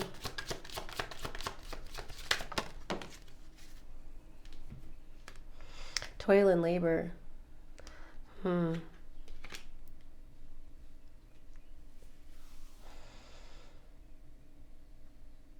Any work that is emotionally draining you, Libra, you're going to have to stop. You're going to have to just realize, okay, I don't have the space for this. I don't have the capacity for this. You're stretched a little bit too thin to take on whatever is draining you, whatever's draining your time as well. Does seem to be like time is a significant, and I'm saying this because this little kid, again, the original card is thief, message is thief, but you see this kid is trying to steal the pocket watch. I rebranded this card to cunning because I'm like, shit, sometimes you gotta do what you gotta do. Okay, we don't know how long he hasn't ate. He ain't gonna miss the pocket watch. I don't know. Hey, let the world come to an end. I'm gonna be cunning too, okay? Shit. Anyway. What I'm saying is I think there's an emphasis on time here. Something or someone that's sucking up your time needs to be let go, Libra. And I think what's going to give you confidence to let that person or thing go is by exploring. You need to create more options. I think right now, sometimes people hold on to relationships or circumstances because they don't have any other options. So they've convinced themselves, well, who else am I going to be with? Or what else am I going to do? Before you cut that shit off, go do a little exploring. See what's possible for you. Maybe I can be with this type of person. Maybe I can have that kind of job or this kind of career. And also allow yourself to go with seasons. You don't have to be super invested in everything for the rest of your life. You know, maybe you can be a carpenter for this season, and maybe next season you're a welder. I don't know. Maybe you are, a manager in this season. Maybe next season you're an individual contributor at a different company. Let yourself grow and explore. Okay, how you can release and go of these energies is exploring, creativity. It is connected to fire sign energy, but I think the message is more about exploration. Get out the box. Get outside your box and see what's out there. Additional resources available to you is kind of being very determined. Don't just dip your toe in the water and be like, it's cold, I'm done. The Knight of Wands is going to dip their toe in a couple different waters. They're going to be like, this one's too cold, this one's too hot, this is perfect. Let's go ahead and let's try this one. They're a little resilient. They don't give up. They're passionate. They want to come back home and report back of what they've been able to do and accomplish. Okay? There's a little bit of ego involved here with the Knight of Wands, but sometimes that's okay. Healthy ego is okay. Even if that's a motivator sometimes. Maybe you don't want to look like a failure to other people. You don't want to feel like a failure to yourself. So you're like, I've got to do this. I've got to succeed. That's okay. I think that's a healthy dose of ego. Okay? Look up all these cards if you'd like to take a deeper look into the meanings of them. Okay? I like where you are, Libra. I just kind of want you to feel I just want you to feel secure and confident in getting out of your comfort zone. I don't even know if that's what I want to say. It is partially what I want to say, but I want to give you permission to do things you haven't done before, simply because you've been limited by either people or circumstances. I want to give you permission to explore, see what's out there. You are not trapped. You are not boxed into this specific thing, vibe, whatever. You can, what we're learning here in this society is that we're multifaceted, and people are learning how to embrace them being multidimensional people. Yes, I'm an artist and a corporate executive. Yes, I'm a business manager and a bird watcher. I don't fucking know. Whatever. Just whatever the things are. Embrace all that makes you unique, and you don't have to stay in a box, okay? I hope that's helping you, Libra. Drop some comments below if it is. I'm going to go ahead and make some notes, clear this, and move on to Scorpio. Okay, my love. Scorpio. I've got your cards here. We're going to go see what they are. Here we go. What have you created and manifested since the new moon solar eclipse? Seven of Swords. This is strategy. The Seven of Swords also represents somebody who is deceitful, who is running away, who is escaping. I don't think that's the message here. In this channel, you guys know I look at the Seven of Swords more as strategy than anything else. Where you are now, Three of Wands, advancement, waiting on your ships to come in. So whatever strategy that you've put in place, now you're waiting to see results. I'm hearing set it and forget it. I'm trying to think of a good example. But I mean, I guess, sure, set it and forget it. Whenever anybody hears that, I think they think of a crock pot. But yeah, you had a strategy. You put the vegetables, the meats, and everything in at the beginning of the day before you left the house, and now you're just waiting for it to cook. Now you're just waiting for it to be done, right? You know you're going to have a nice meal. You're just waiting for it to be done. Waiting to take flight a lot of times with the Three of Wands. What's coming into your conscious awareness? The Queen of Pentacles, abundance, legacy, financial independence. This is like the working mom. She handles the house and the job, okay? She's got it all figured out. Love this energy. I'm just going to put this over here so you can see this, not hiding behind the leaf. What is no longer serving you? Page of Cups, water sign energy, Pisces, Cancer, Scorpio. This could also be maybe no longer being sensitive, no longer being like bratty, no longer being immature. Sometimes the Page of Cups is happy surprise. Or just children in general. How can you release and let go of these energies? The Lovers. Love that for you. This is Gemini energy, but this could be a significant partner that's helping you become less emotional, become less sensitive, feel a little bit more grounded. If you're not in partnership with anybody, this is about getting back into alignment with your higher self, with your values, okay? What additional resources are available to you as you release and let go? The Ace of Swords, clarity, communication, information, aha moments. This to me is pretty straightforward, Scorpio. I love to see a straightforward reading here. I do want to clarify the Seven of Wands, though. Seven of Swords, excuse me. Clarify what Scorpio's manifested since the new moon, the Seven of Swords. Clarify the Seven of Swords for Scorpio.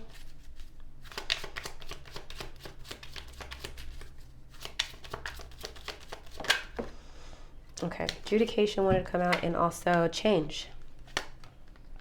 Adjudication is often like mediation, okay, with maybe one other person. It's not necessarily a message that you got what you want, but there's a change in the circumstances to you and someone else, some sort of mediation, but you had to kind of find a creative solution is what it looks like, okay.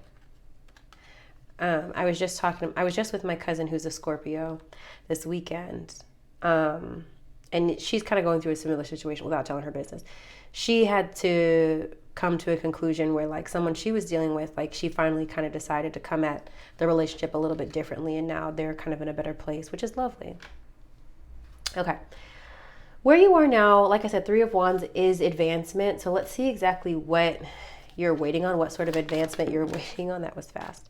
Occupation, maybe wanting to experience some career highs, waiting to evolve and grow in your career, in your occupation. Waiting on maybe some deals or some opportunities or some job interviews to come in. This would be a confirmation that they'll come. You're just waiting on it. And that's why confirmation, again, with the Queen of Pentacles here, is like, this would be like later this week, around the 10th or 11th, that you would see evidence of what you've been waiting for, okay? That abundance, that financial independence, that success, feeling like a good boss, business owner, you know? What's no longer serving you? The Page of Cups is here. I don't know that I want to use the Kipper deck to clarify that.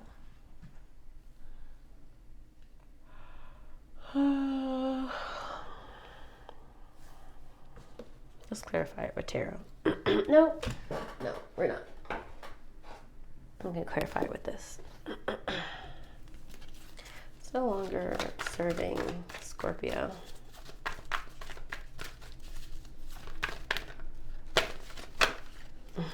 Man holding a heart. Interesting. Now it's upright. I'm going to pause this so you can read it because I'm not going to read the whole thing. Man dealing with family, love, or emotions.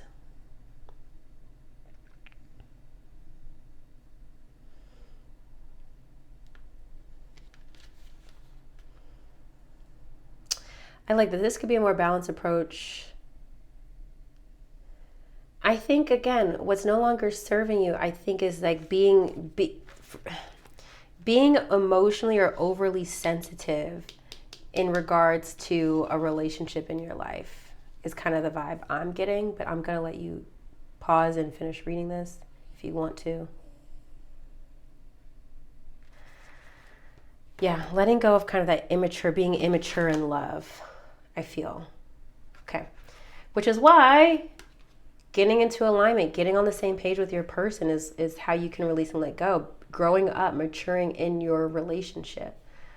Now, this could be business or platonic, but I don't think it is, but potentially.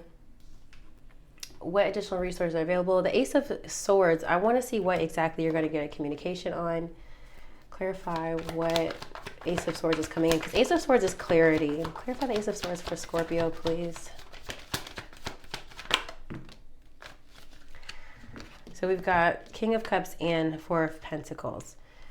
Four of Pentacles is stability, security, conservatism, conserving of your energy anyway. And King of Cups is water sign energy, Pisces, Cancer, Scorpio.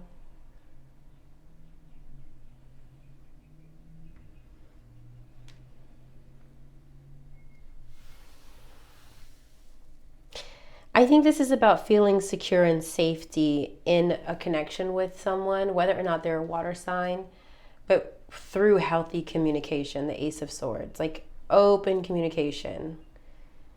Communicating more will help you draw less conclusions emotionally. Okay, you got to talk to your person. You got to talk to your partner. Stop jumping to conclusions.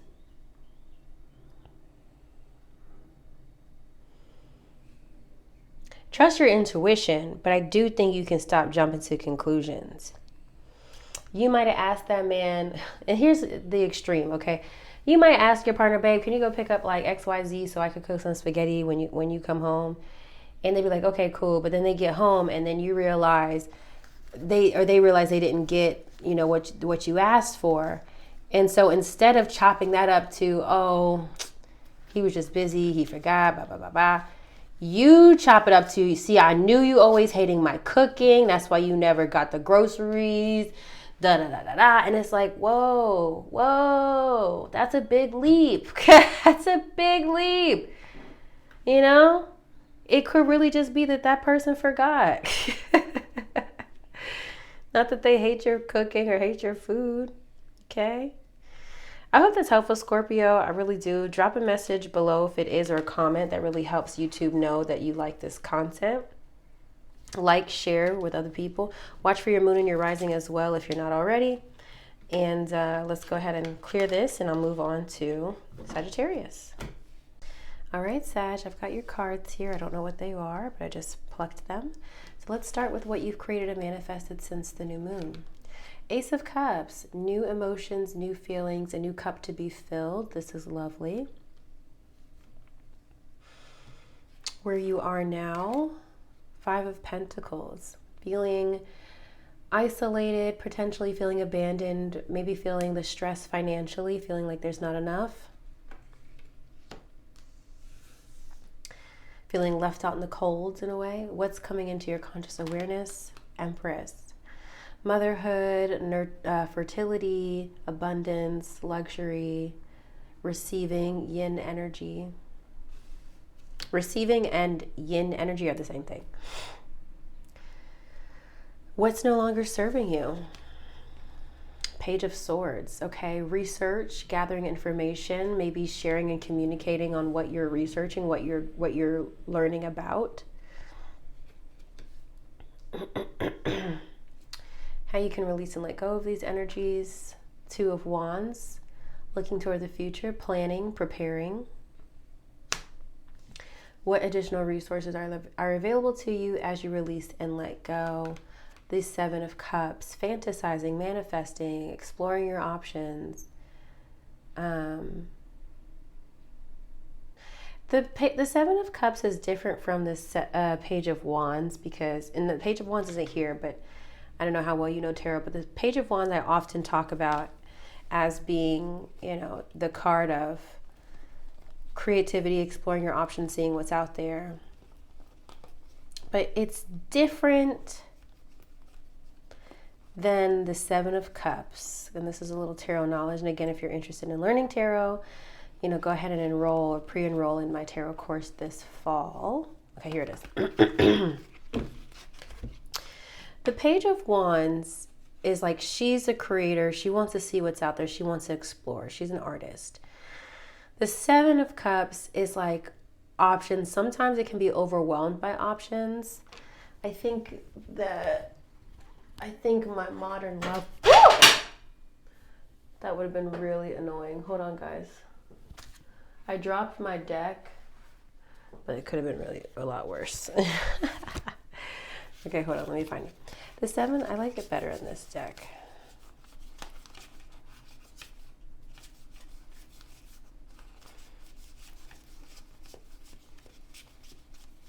Here it is. All right, so you see 7 of Cups. See how she's like, ooh, what do I want? What cup? This is just kind of a modern interpretation of it. It's different from the Page of Wands because the Page of Wands doesn't know what options exist yet. The 7 of Cups does. She knows about her 7, 8 to 10 choices. The Page of Wands doesn't. So they got to go explore and find the options. So I don't know. I felt the need to share that with you. Okay, so let's really walk this back. The Ace of Cups here. What Ace of Cups is this for you? What have you created to manifest? Is this the new moon? The Ace of Cups represents something, either sometimes a new relationship, if you're in a, as I say that, as the marriage and community card comes out, it can represent a new relationship, but if you're in a committed relationship, it can often indicate a new emotional level, reaching a new level of emotional intimacy in your partnership, existing relationship. We've got community and marriage here.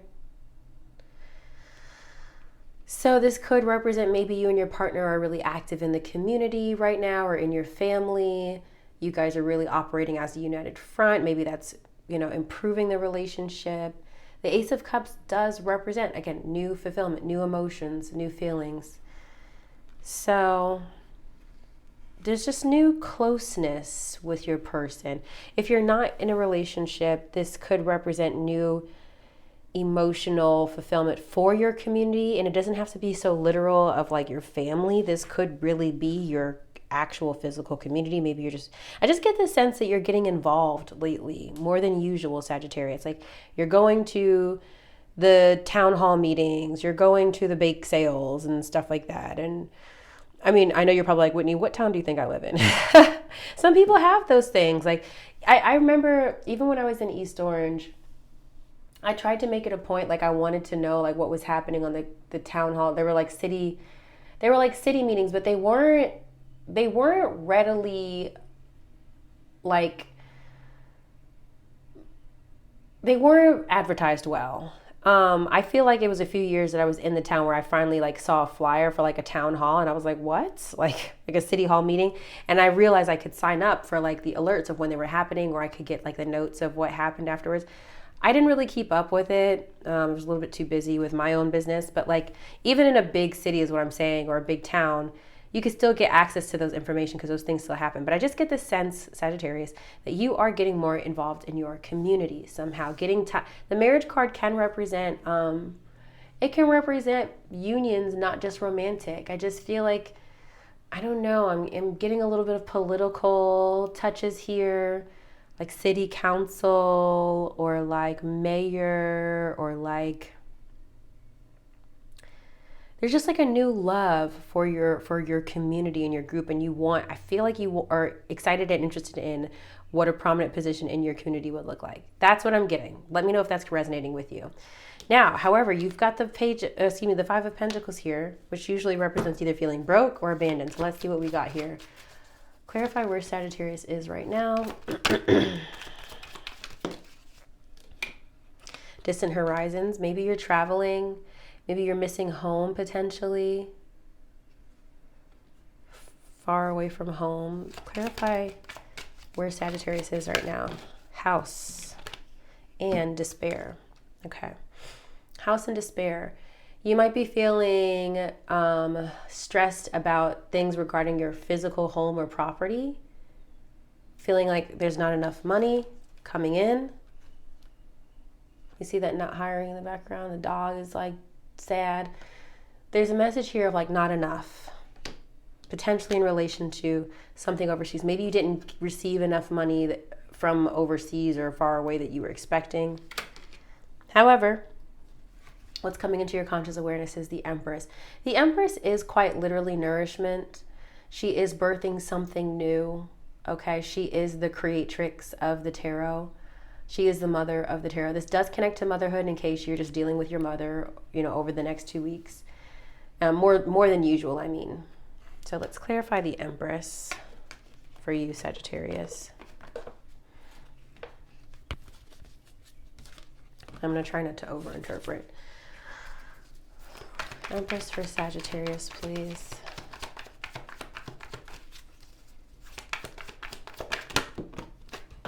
The Six of Pentacles fell. I'm not going to get it. You're just going to have to trust me.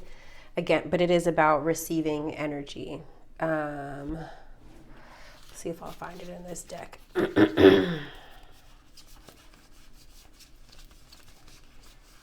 Because, it's just too much to get the card.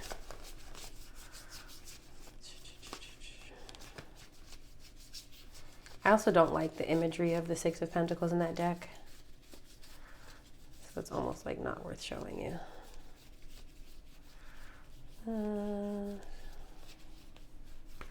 Here's the Six of Pentacles. Receiving help. It's energy exchange. I think somebody is helping you. You are receiving help that allows you to feel and receive more nourished. Specifically, nourishment is coming up when I look at the message of Empress. That's not really a message associated with Empress, but it's what I'm sensing and feeling. A feeling of nourishment, a satiation. Okay. So what's no longer serving you is a Page of Swords. This could be an air sign in your life, a Libra, Gemini, or Aquarius. It could be someone younger, someone who maybe is a know-it-all, someone who's thinks they know it all, but really doesn't know anything. It often is somebody who's young and immature, and even in their limited knowledge think they know so much, but they don't. Taking away just the negative aspects, it can just be somebody who's researching, gathering a lot of information. They're trying to learn, they're trying to grow. But for me, there feels like a need to kind of detach yourself from this person. This could be the energy itself of you needing to detach from gathering a lot of research and just being more involved. Again, jumping ahead to what additional resources are available to you as you release and let go. Options. Maybe it's time to stop researching options and just choose, especially if this is related to a home. Maybe you've been what area do I want to live in? Oh, the market's just so bad. I'm just so miserable. And what are we going to be able to afford? And you've been researching. And Spirit's okay, you're just going to have to pick now, because now you're up against a time constraint. Now you're okay, I've spent months and months trying to figure out and research what area, what market, where can we get the most bang for our buck. But now you really got to move out of this house. Now you got to move out of this property. And you're going to have to just cross-evaluate at this point. It could be a mention that the research stage of something is over. Going back here, how can you release and let go of these energies? The Two of Wands, planning. I really feel like you're moving out of a strategy position into an execution position, Sagittarius. It really feels like you were planning and researching your options, and now you're just trying to figure out how you want to tackle one step at a time. Does that make sense? Think of somebody who's got a building project, and now you're just okay, do we want to work on marketing first, or do we want to work on the construction of the building first? Do we need to gain money first? Do we need to work on funding first? It feels like you're just needing to get prioritized and organized about your plan of attack here in terms of what you're going to do first and getting organized around that. So overall, Sagittarius, let's just put this together. I feel like currently you're in a position where the solar eclipse unlocked something for you, a new desire for something related to your partnerships or community, but you feel like you don't have enough resources to really put energy behind that. That's okay, because I think you're going to get the help that you need from somebody who will support you and allow you to feel nourished. But now you've got to embrace that the research is over. You've got to actually start formulating a plan and choosing what you want to do first. Make a plan based on what's in front of you, not what you think you haven't discovered yet. Does that make sense? You've done enough research. You've done enough research. I hope that's connecting to you, Sagittarius. Let me know in the comments below. I'm going to go ahead and clear this so I can move on to Capricorn. But if you're watching for your sun sign, watch for your moon and your rising as well. And look to the description box below if you'd like to work with me one-on-one. Bye, Saggy. Capricorn. All right, I've got your cards here, babe. So we're just going to go ahead and flip them over. What have you created and manifested since the new moon solar eclipse? Excuse me.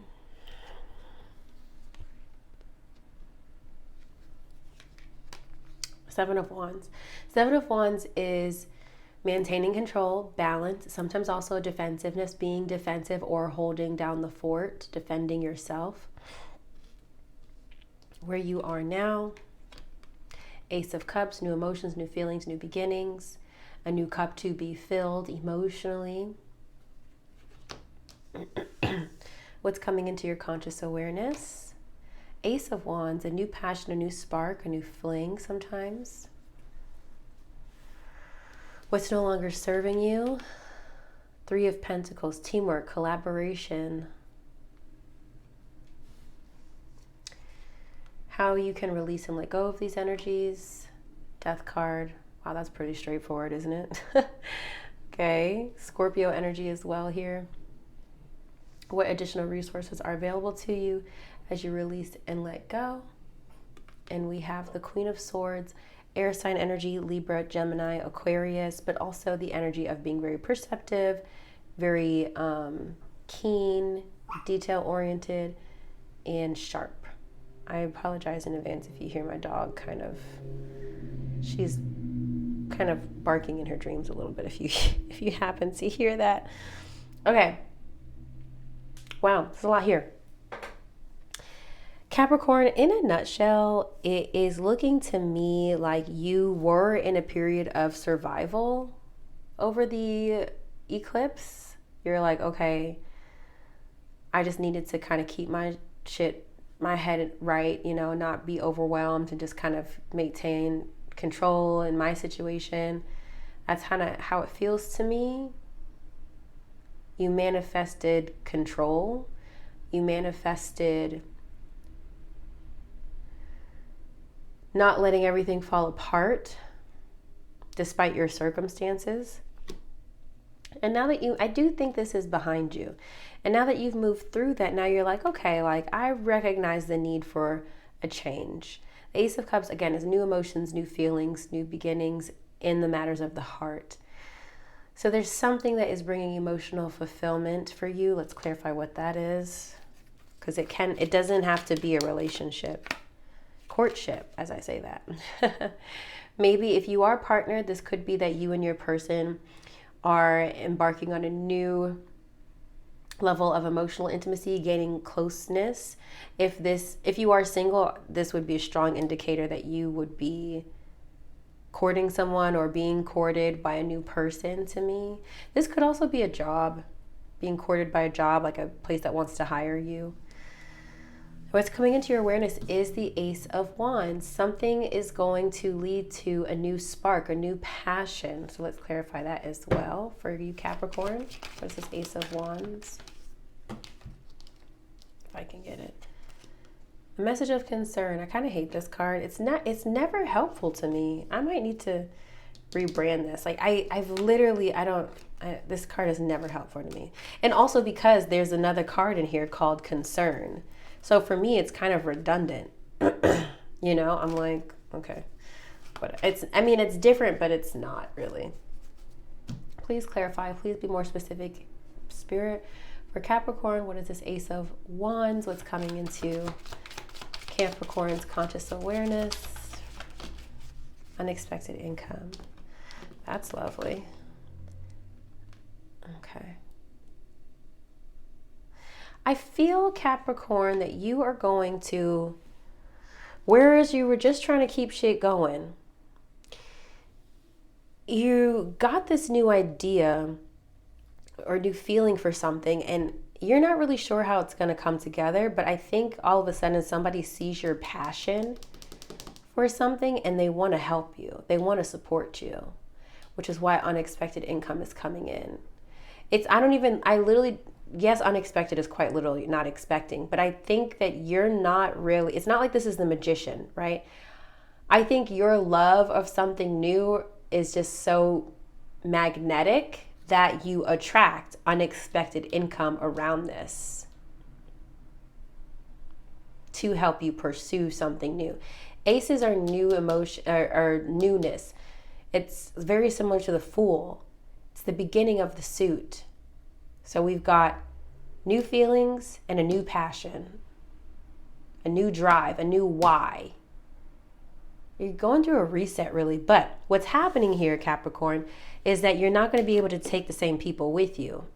That's why we've got Three of Pentacles here. There's going to be a change up in your circle, people you work with, collaborate with. I kind of feel like, you're being plucked. I really genuinely feel like you're being plucked out of an environment. I don't even think this is like you quitting. I don't even think this is, I mean, it could be with the Death card here. I just get the feeling of you being plucked out of an environment of like someone else also notices you're unaligned with a group of people or a job or a circumstance or a project anymore, or a relationship, because the Three of Pentacles doesn't always have to be a group. It can be one other person. And you just decide, yeah, I'm not doing this anymore. I don't need to. I got a new opportunity over here, so I'm going to go ahead and cut the cords. You know? And if you are quitting a job, it's because you got an opportunity elsewhere. You know, again, plucked. Imagine somebody reaching out to you personally on LinkedIn or emailing you personally. It's really giving like the it girl. It's giving it girl. Truly. Okay, I feel bad because everybody else's readings were so much longer than yours, and I kind of feel like yours is really straightforward, but let's just try to clarify. Okay, clarify the Death card here.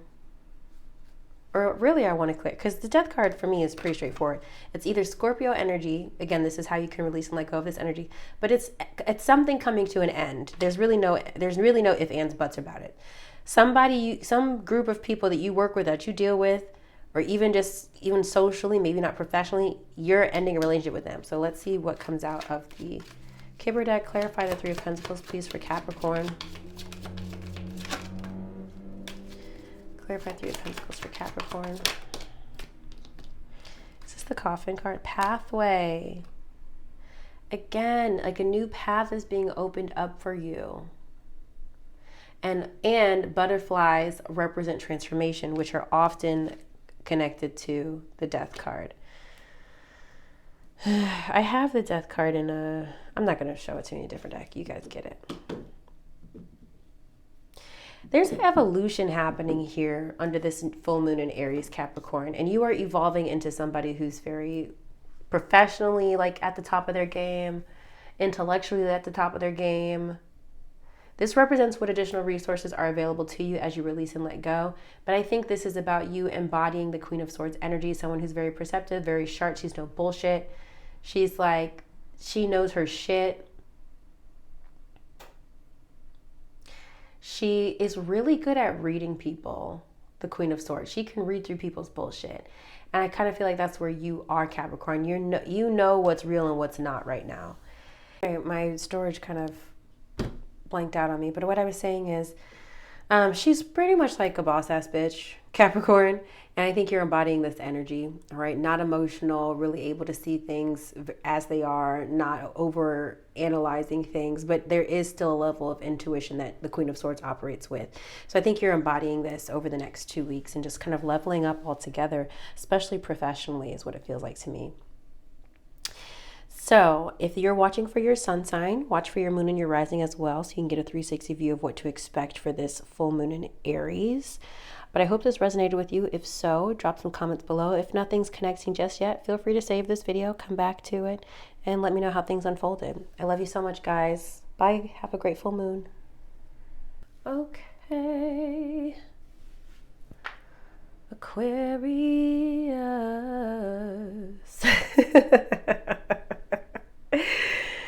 Oh, sorry. Okay, we got your cards here. I don't know what they are. We're about to flip them now. What have you created and manifested since the new moon solar eclipse? Two of Swords, indecision. Where are you now? Two of Pentacles, we're balancing, maintaining priorities and responsibilities. Managing finances as well. What is coming into your conscious awareness? Eight of Swords, imposter syndrome, feeling victimhood a lot of times. I'm just moving that there so you can see it. What's no longer serving you? Four of Swords, rest, recovery. How can you release and let go of these energies? Queen of Wands, fire sign energy, confidence, charisma, magician, like magic, witch-like energy. What additional resources are available to you as you release and let go? Seven of Wands, maintaining control. Okay. Wow, there's a lot of stress here, Aquarius. There's a lot of stress here. So let's clarify first this Two of Swords. Why were you so indecisive maybe around the full moon, or excuse me, the new moon? Clarify the Two of Swords for Aquarius, please. Is that journey? Journey. Maybe you had to travel recently. Maybe you've been unsure about a trip you want to take. This could be metaphorical, of course. You're trying to figure out where you're going literally in life, like what's the goal, what's the destination in this season, right? You're just trying to figure out where to focus your energy. Now we're at the Two of Pentacles. The Two of Pentacles typically connects to balancing priorities, balancing finances, balancing responsibilities, juggling a lot of things. So maybe you are juggling a lot of things, but it seems like you're in a better space than you were, because you might have felt a little stuck of like, I don't even know what to focus on first. But now you're kind of like, you know what? We're going to take it one task and one day at a time is how you are now. I do feel kind of that you transmuted this energy. I feel like there's a little transmutation that's happened, okay? Now, let's talk about the Eight of Swords. The Eight of Swords typically appears when you feel like a victim. You feel like... Just making sure I'm recording. Hold on, guys. Yeah. Eight of Swords is like when you feel like a victim, you feel stuck, you feel like you don't belong, not able to see a way out of your situation. But what I think is great about the way this deck depicts the Eight of Swords is that he's like out of the cage. His arms are literally out of the jail bars. He could unlock himself if he wants to, but he's keeping himself confined. He's keeping himself stuck. And he doesn't have to. So really how I see this in terms of what's coming into your conscious awareness, Aquarius, I want you to be really, really hyper aware of how you're speaking to yourself and what your mindset is. I want you to be really locked in on like motivational audios or YouTube videos or like anything like that that encourages you, because I think you're going to need it, because this energy is likely to unfold around maybe like after the appearance of the full moon. So this will be like around the 10th, 11th. You're going to feel like, oh, what was it all for? Am I really doing the right thing?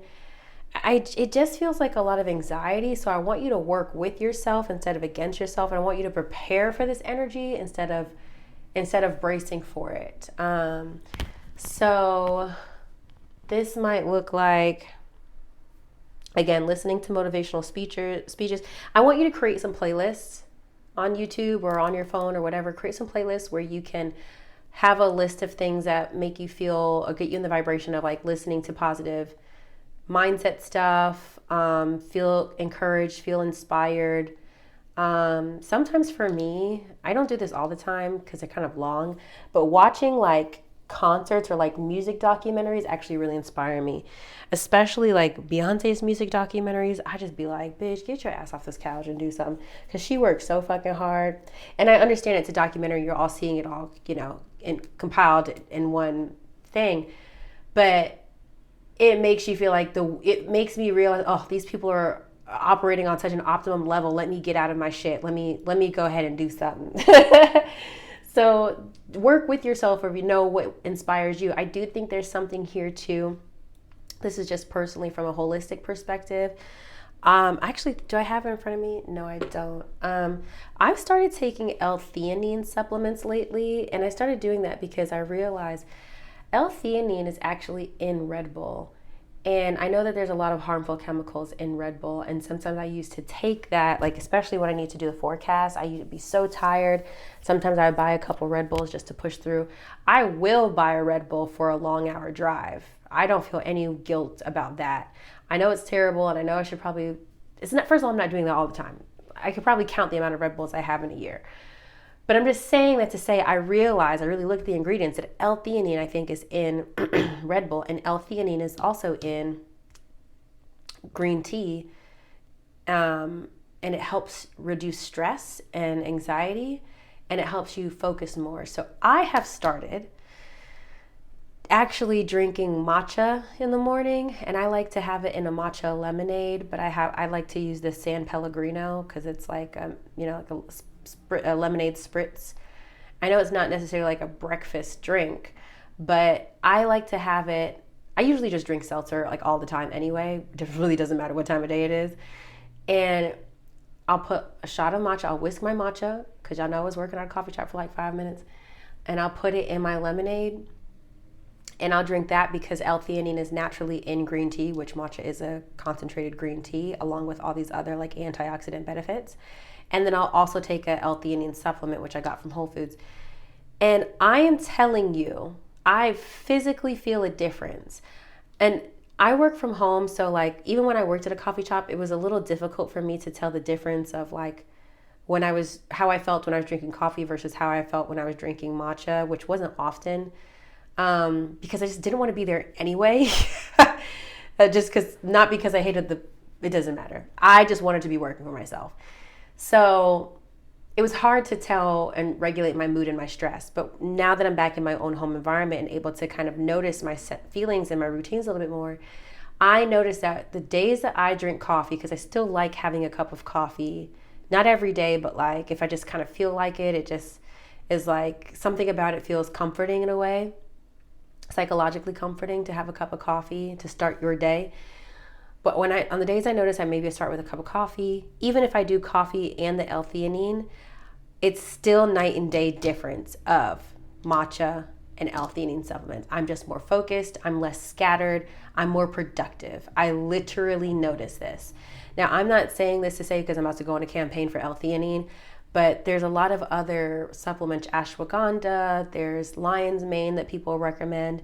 There's a lot of mood boosters. A lot of people like to take St. John's wort this time of year to help with mood. There's so many herbal supplements that we can use to work with for our mood, for our mental health. So I want you to consider that. Maybe drink a little bit less too. I notice that when I'm drinking really heavily, that I'm just like humdrum. I tend to ruminate over like how things are not working out.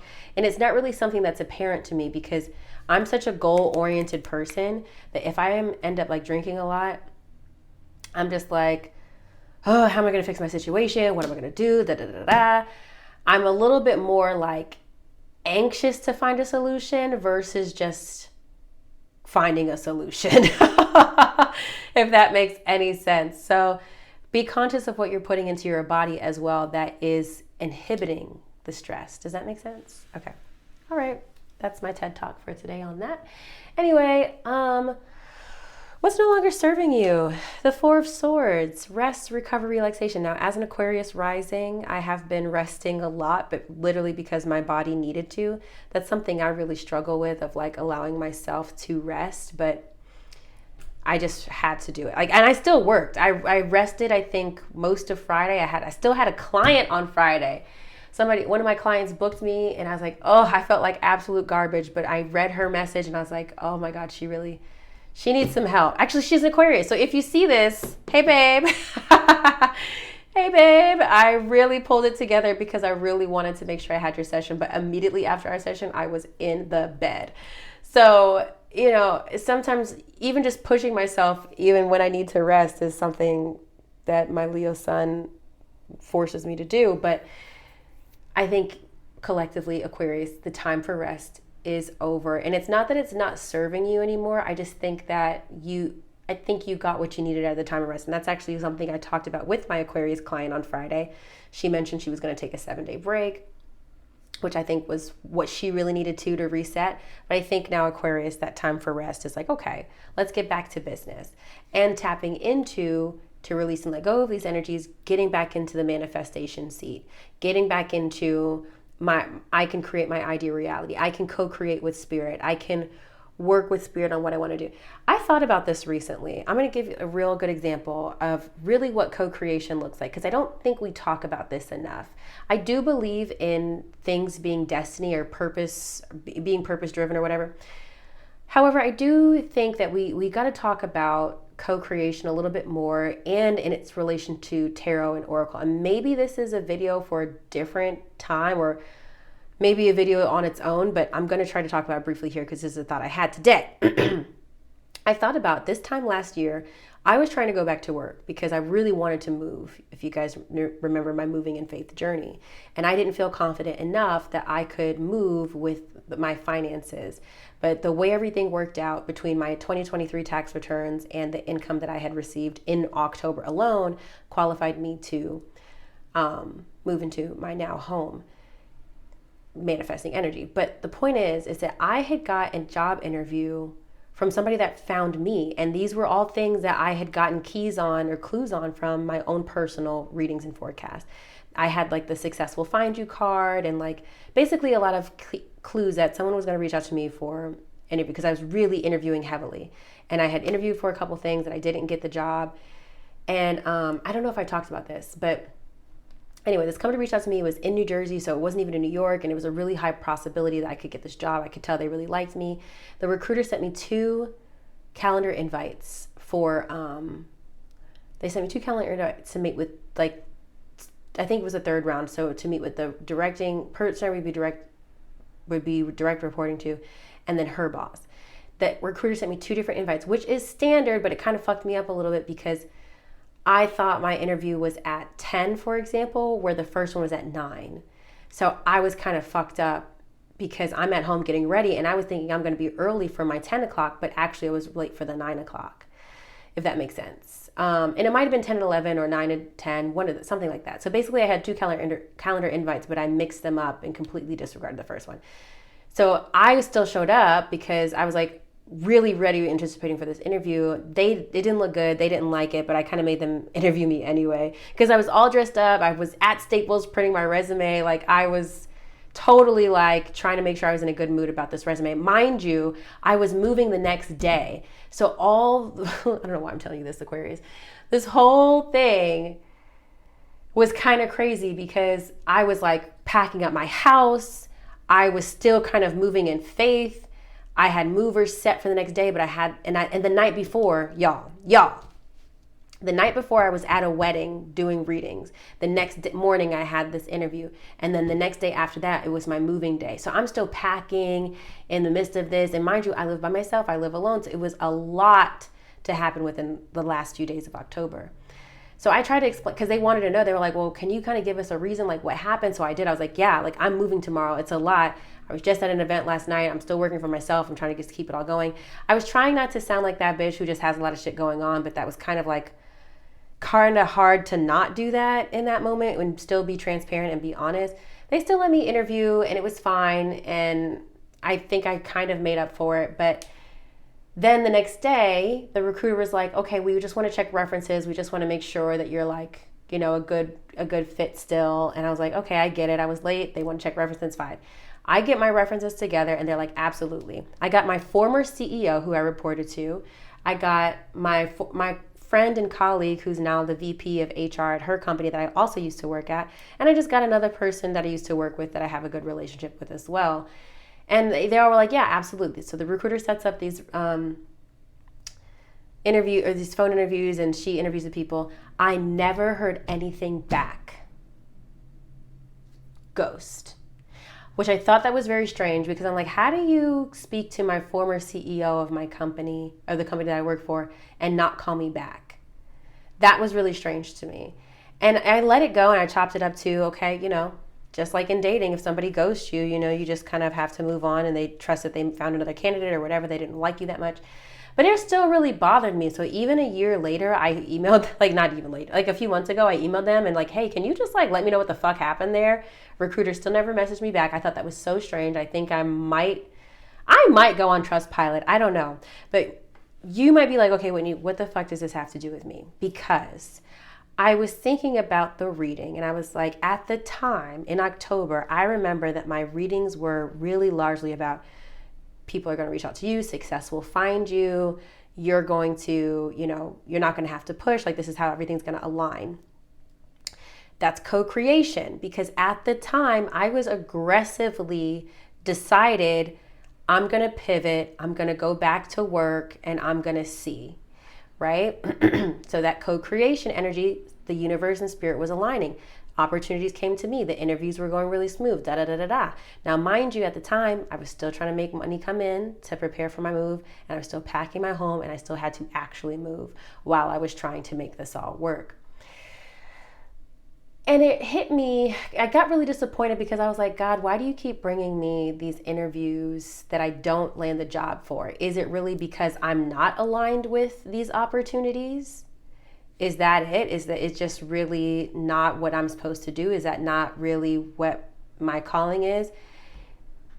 Or is it because I just fucked up my own opportunity by missing a calendar, by just missing up my calendar, period? And what I got from that was you are able to manifest anything you want, but it doesn't mean that what you're manifesting is right for you. Does that make sense? Does that make sense? You are able to manifest anything you want, but what you are manifesting isn't always right for you. So when I go back to this, and at that point, to wrap it up, to give a happy ending, yes, I eventually did get into my home now with the strength of my own business, which is great. So it made me feel like, well, fuck it. Now that I got in this apartment, I don't need a job. Like, I'm just going to keep doing what I did. But I did, as you guys know, who've been following my story for a while, I did eventually go back to work in December because of the TikTok ban. But now I'm back working for myself full time. So when we go back to how can you release and let go of these energies, and going back to the co-creation, you've got to work with spirit, but you also need to work with spirit and co-create with what's in alignment for you. When you are pushing too hard about what you think you should do, that's when you're out of alignment. And at that time, when I was pushing for jobs, going back to a 9-to-5, that was very much out of alignment with me. It was out of alignment with me because I was trying to use my skills and my talent and my experience as a way to earn me income, which is very possible, and it still is if I wanted to continue to push. But I knew in my spirit, I didn't want to work for somebody else. I knew I only wanted to have another job for like another year and some change. I was going to get my money together and I was probably going to quit. And I think, truthfully, that energy was probably apparent in my interviews. Not that I've ever said that in an interview, but my point is like, it's just the energy I was giving. My energy gives independent. My energy does not give hire me. So I want you to be aware of that, Aquarius, as you are co-creating and manifesting, that you are able to create and manifest anything, and spirit is going to work with you, but work to manifest things are in alignment with you at this time in this season of your life, okay? Lastly, now that this is a 20-fucking-minute reading for you, Aquarius, what additional resources are available to you as you release and let go? 7 of Wands, which is maintaining control. Whatever you're going through, whatever you're trying to balance right now, whatever you're trying to kind of like keep from falling apart, you're going to succeed. When the 7 of Wands is here, I can recognize and see that your situation is difficult. I know that it's hard. That's why we've got the overwhelm. That's why we've got the anxiety. But you're going to make it through. You're going to persevere. When that 7 of Wands is here, the building is not burning down. You're figuring out a way to make it all work. Okay? I hope that encourages you, Aquarius. I really, really do. Don't give up. You needed some rest, but it's not time to give up. You needed some rest, but it's not time to give up. Okay? I love you so much. Drop a comment below if this is connection with you, or if the little anecdote connected to you at all. Watch for your moon and your rising as well if you haven't already. I'm going to go ahead and clear this, and I'm going to move on to Pisces. Hi Pisces, my love. Okay, I just picked your cards. So here we go. We're going to look at them one at a time. What have you created and manifested since the new moon solar eclipse? Ace of Swords, clarity of thought, communication, aha moments. Where you are now, Six of Swords, we're in a transition. It's a turning point, okay? We're moving on from something or someone. We're pivoting. A lot of time, well, I'll come back to this. I'll explain this more later. What is coming into your conscious awareness? We have the World, major accomplishments, success, and achievement. I do feel like you got this card recently for something. I'm looking at your notes for the new moon. These were my shorthand notes for the new moon. No longer feeling stuck between indecision, choosing a path and setting a course, maybe entering a season of success or triumph.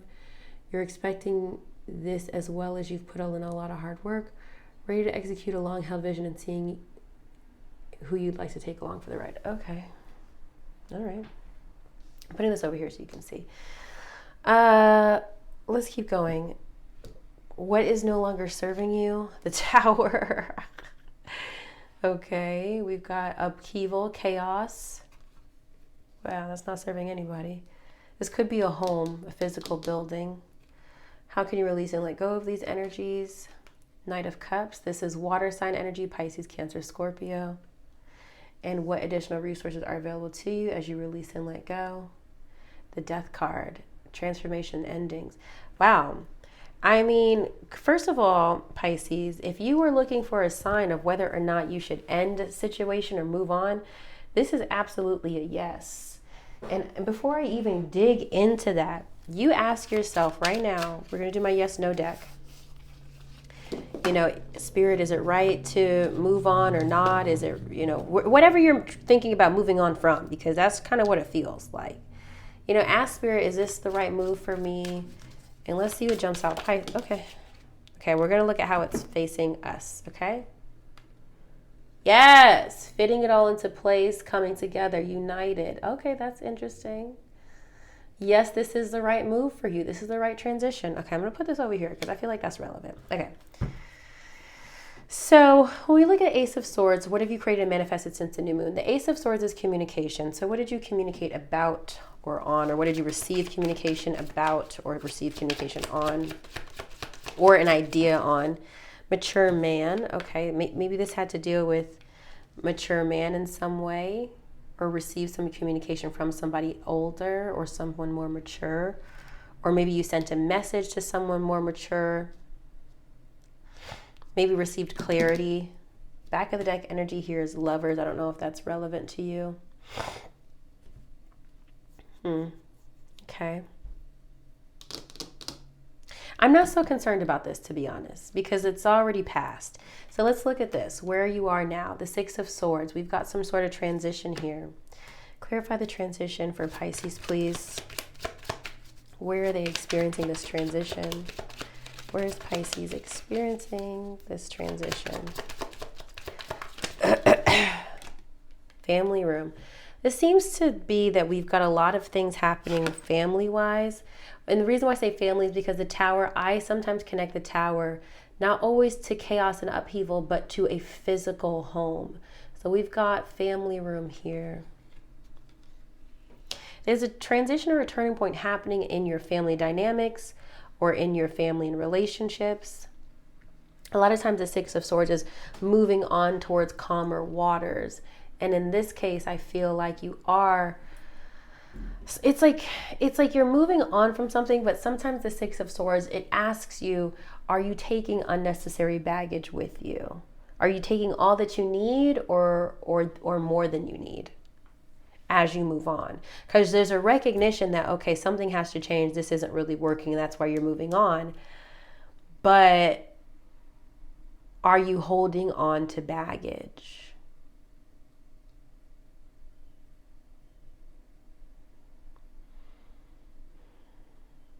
There's a change that you just need to embrace regarding your family and relationships or your home, something about your home.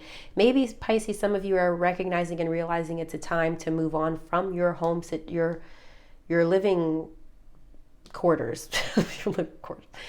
You know, maybe that's what you're coming like, okay, you know what? This house is just too expensive to keep maintaining.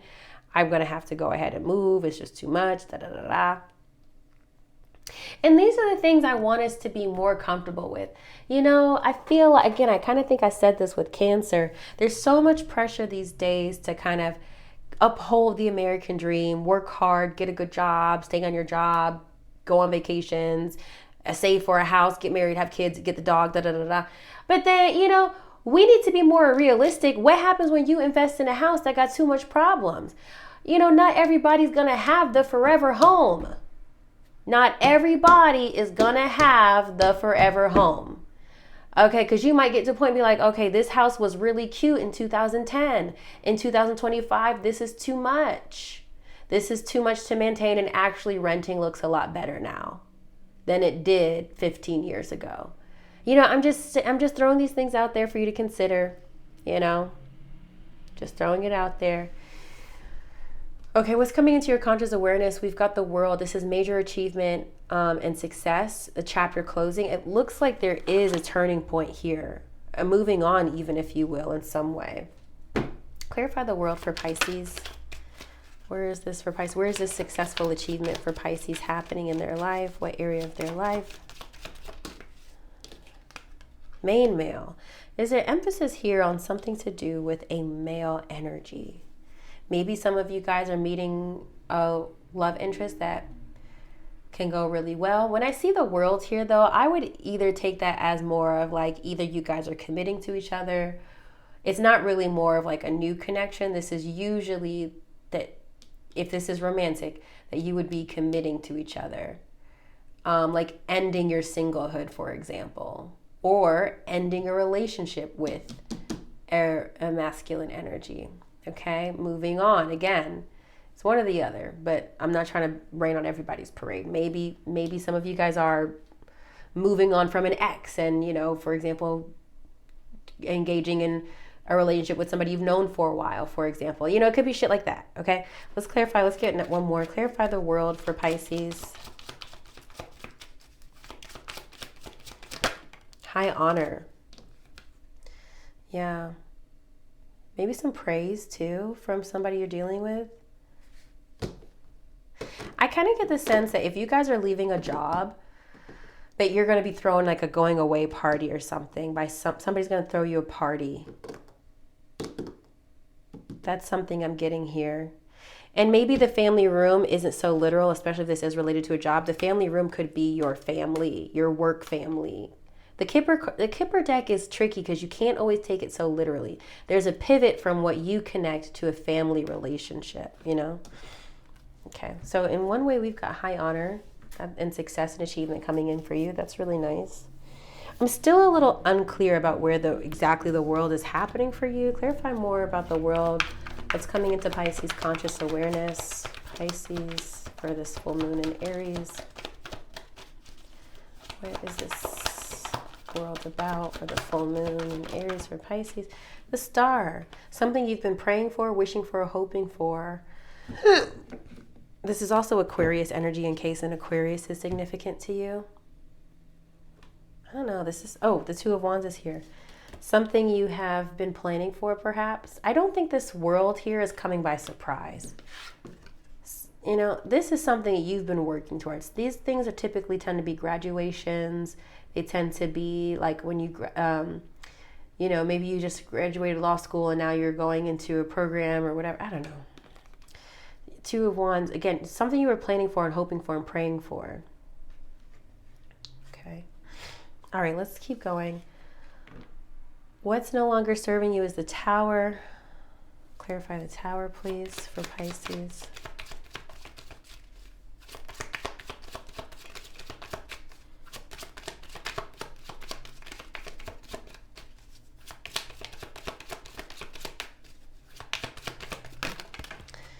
First of all, we got the wealthy man, the mature man, the main man. There is somebody, and there's also a card that fell. Somebody that is significant here.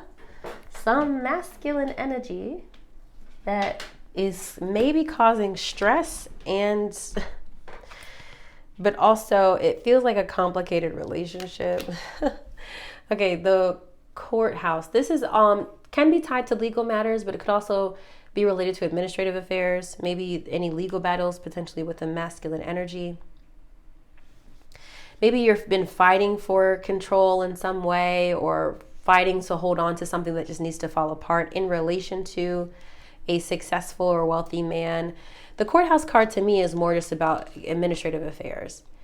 But the tower here is indicating that there is a dispute. There is unexpected challenges. There are unexpected challenges here with this person.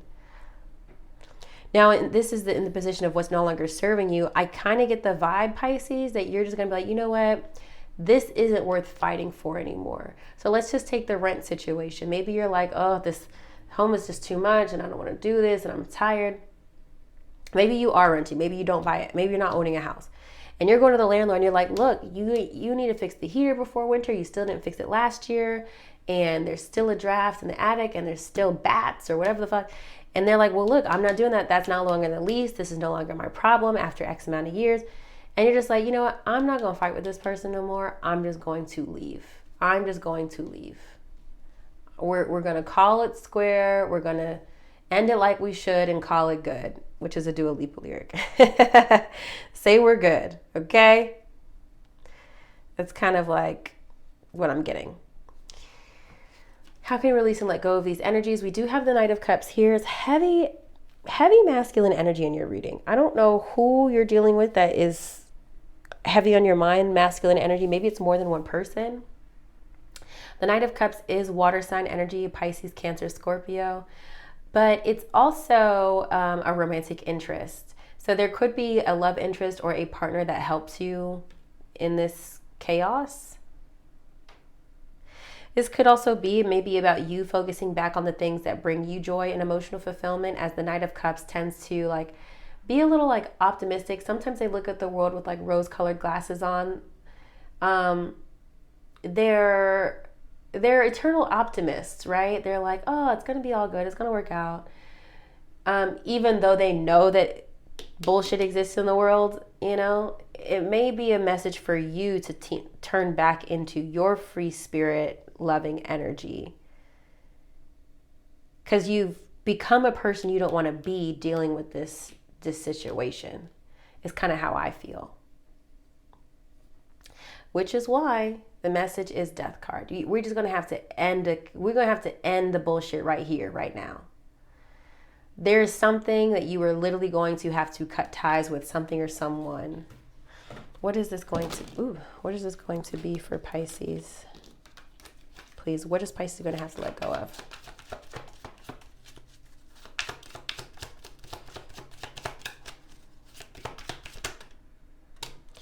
Okay, we've got journey and bad health.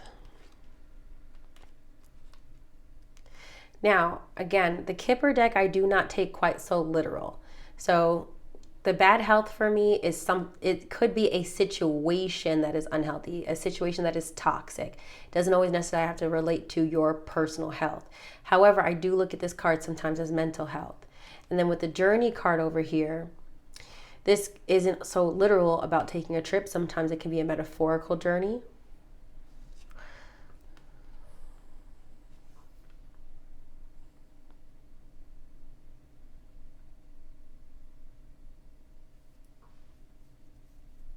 I'm also getting the situation that you don't need to go on a trip. If you were wanting to go on a trip and maybe you're being excluded from the trip, I think this is a blessing in disguise, Pisces. That message is coming through.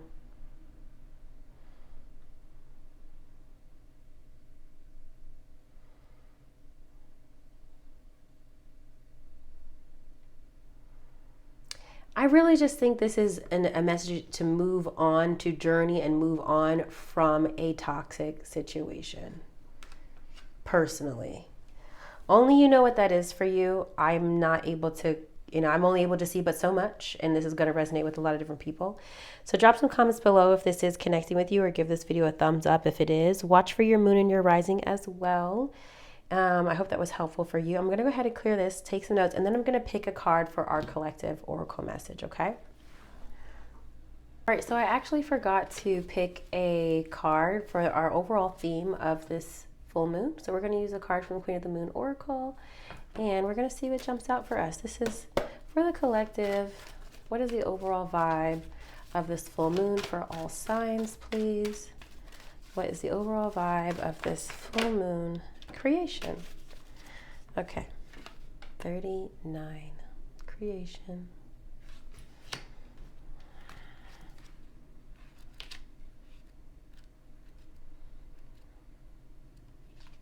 Okay, Beaver moon. I think the Beaver moon has already passed. I don't remember if the full moon in October is the Beaver moon. The Beaver moon is actually the November moon. The October is the Hunter's moon. Okay. But anyway, we're going to take the message anyway. Beaver moon. You can create your own destiny. Be industrious. Every creature on earth creates. You should welcome the process of creation. Save money and time. Have a reserve. The affirmation is, I am a mighty creator. Create tricks. It is my birthright to create. There's a good reason for saying busy as a beaver, for the beaver is truly industrious, is an industrious animal. Not only do they create sophisticated architectural lodges, their semi-submersible homes, but they change the course of rivers and waterways through strategic damming. They create new environments for themselves and other animals. Like the beaver, we too can create with industrious and vigor. Everyone is creative, not just those who are considered to be creative, such as artists, designers, musicians, and writers. We all can be encouraged to think more creatively, to solve problems outside of square solutions, to invent new ways, and to imaginatively break new trails. This moon is the moon of taking action. Our northern hemisphere ancestors at this time would be preparing for winter. They would be preserving food, preparing skins, gathering medicines, strengthening their home if they were not nomadic, and preparing to move to better hunting grounds if they were. Anyone who didn't work hard at this time would likely suffer greatly for it when winter came. The time to take action is now. Now remember, this is a full moon in Aries. The Aries is action oriented. So I want you to take that message as well of like, let that fire be lit within you and really kind of get ahead and start preparing for winter. Okay, start really truly preparing for, I need to take my own advice too. Start preparing for winter, okay? I hope that's helpful, babe. Drop some comments below. I love you guys so much. I hope you have a lovely full moon. I'll see you guys on the next one.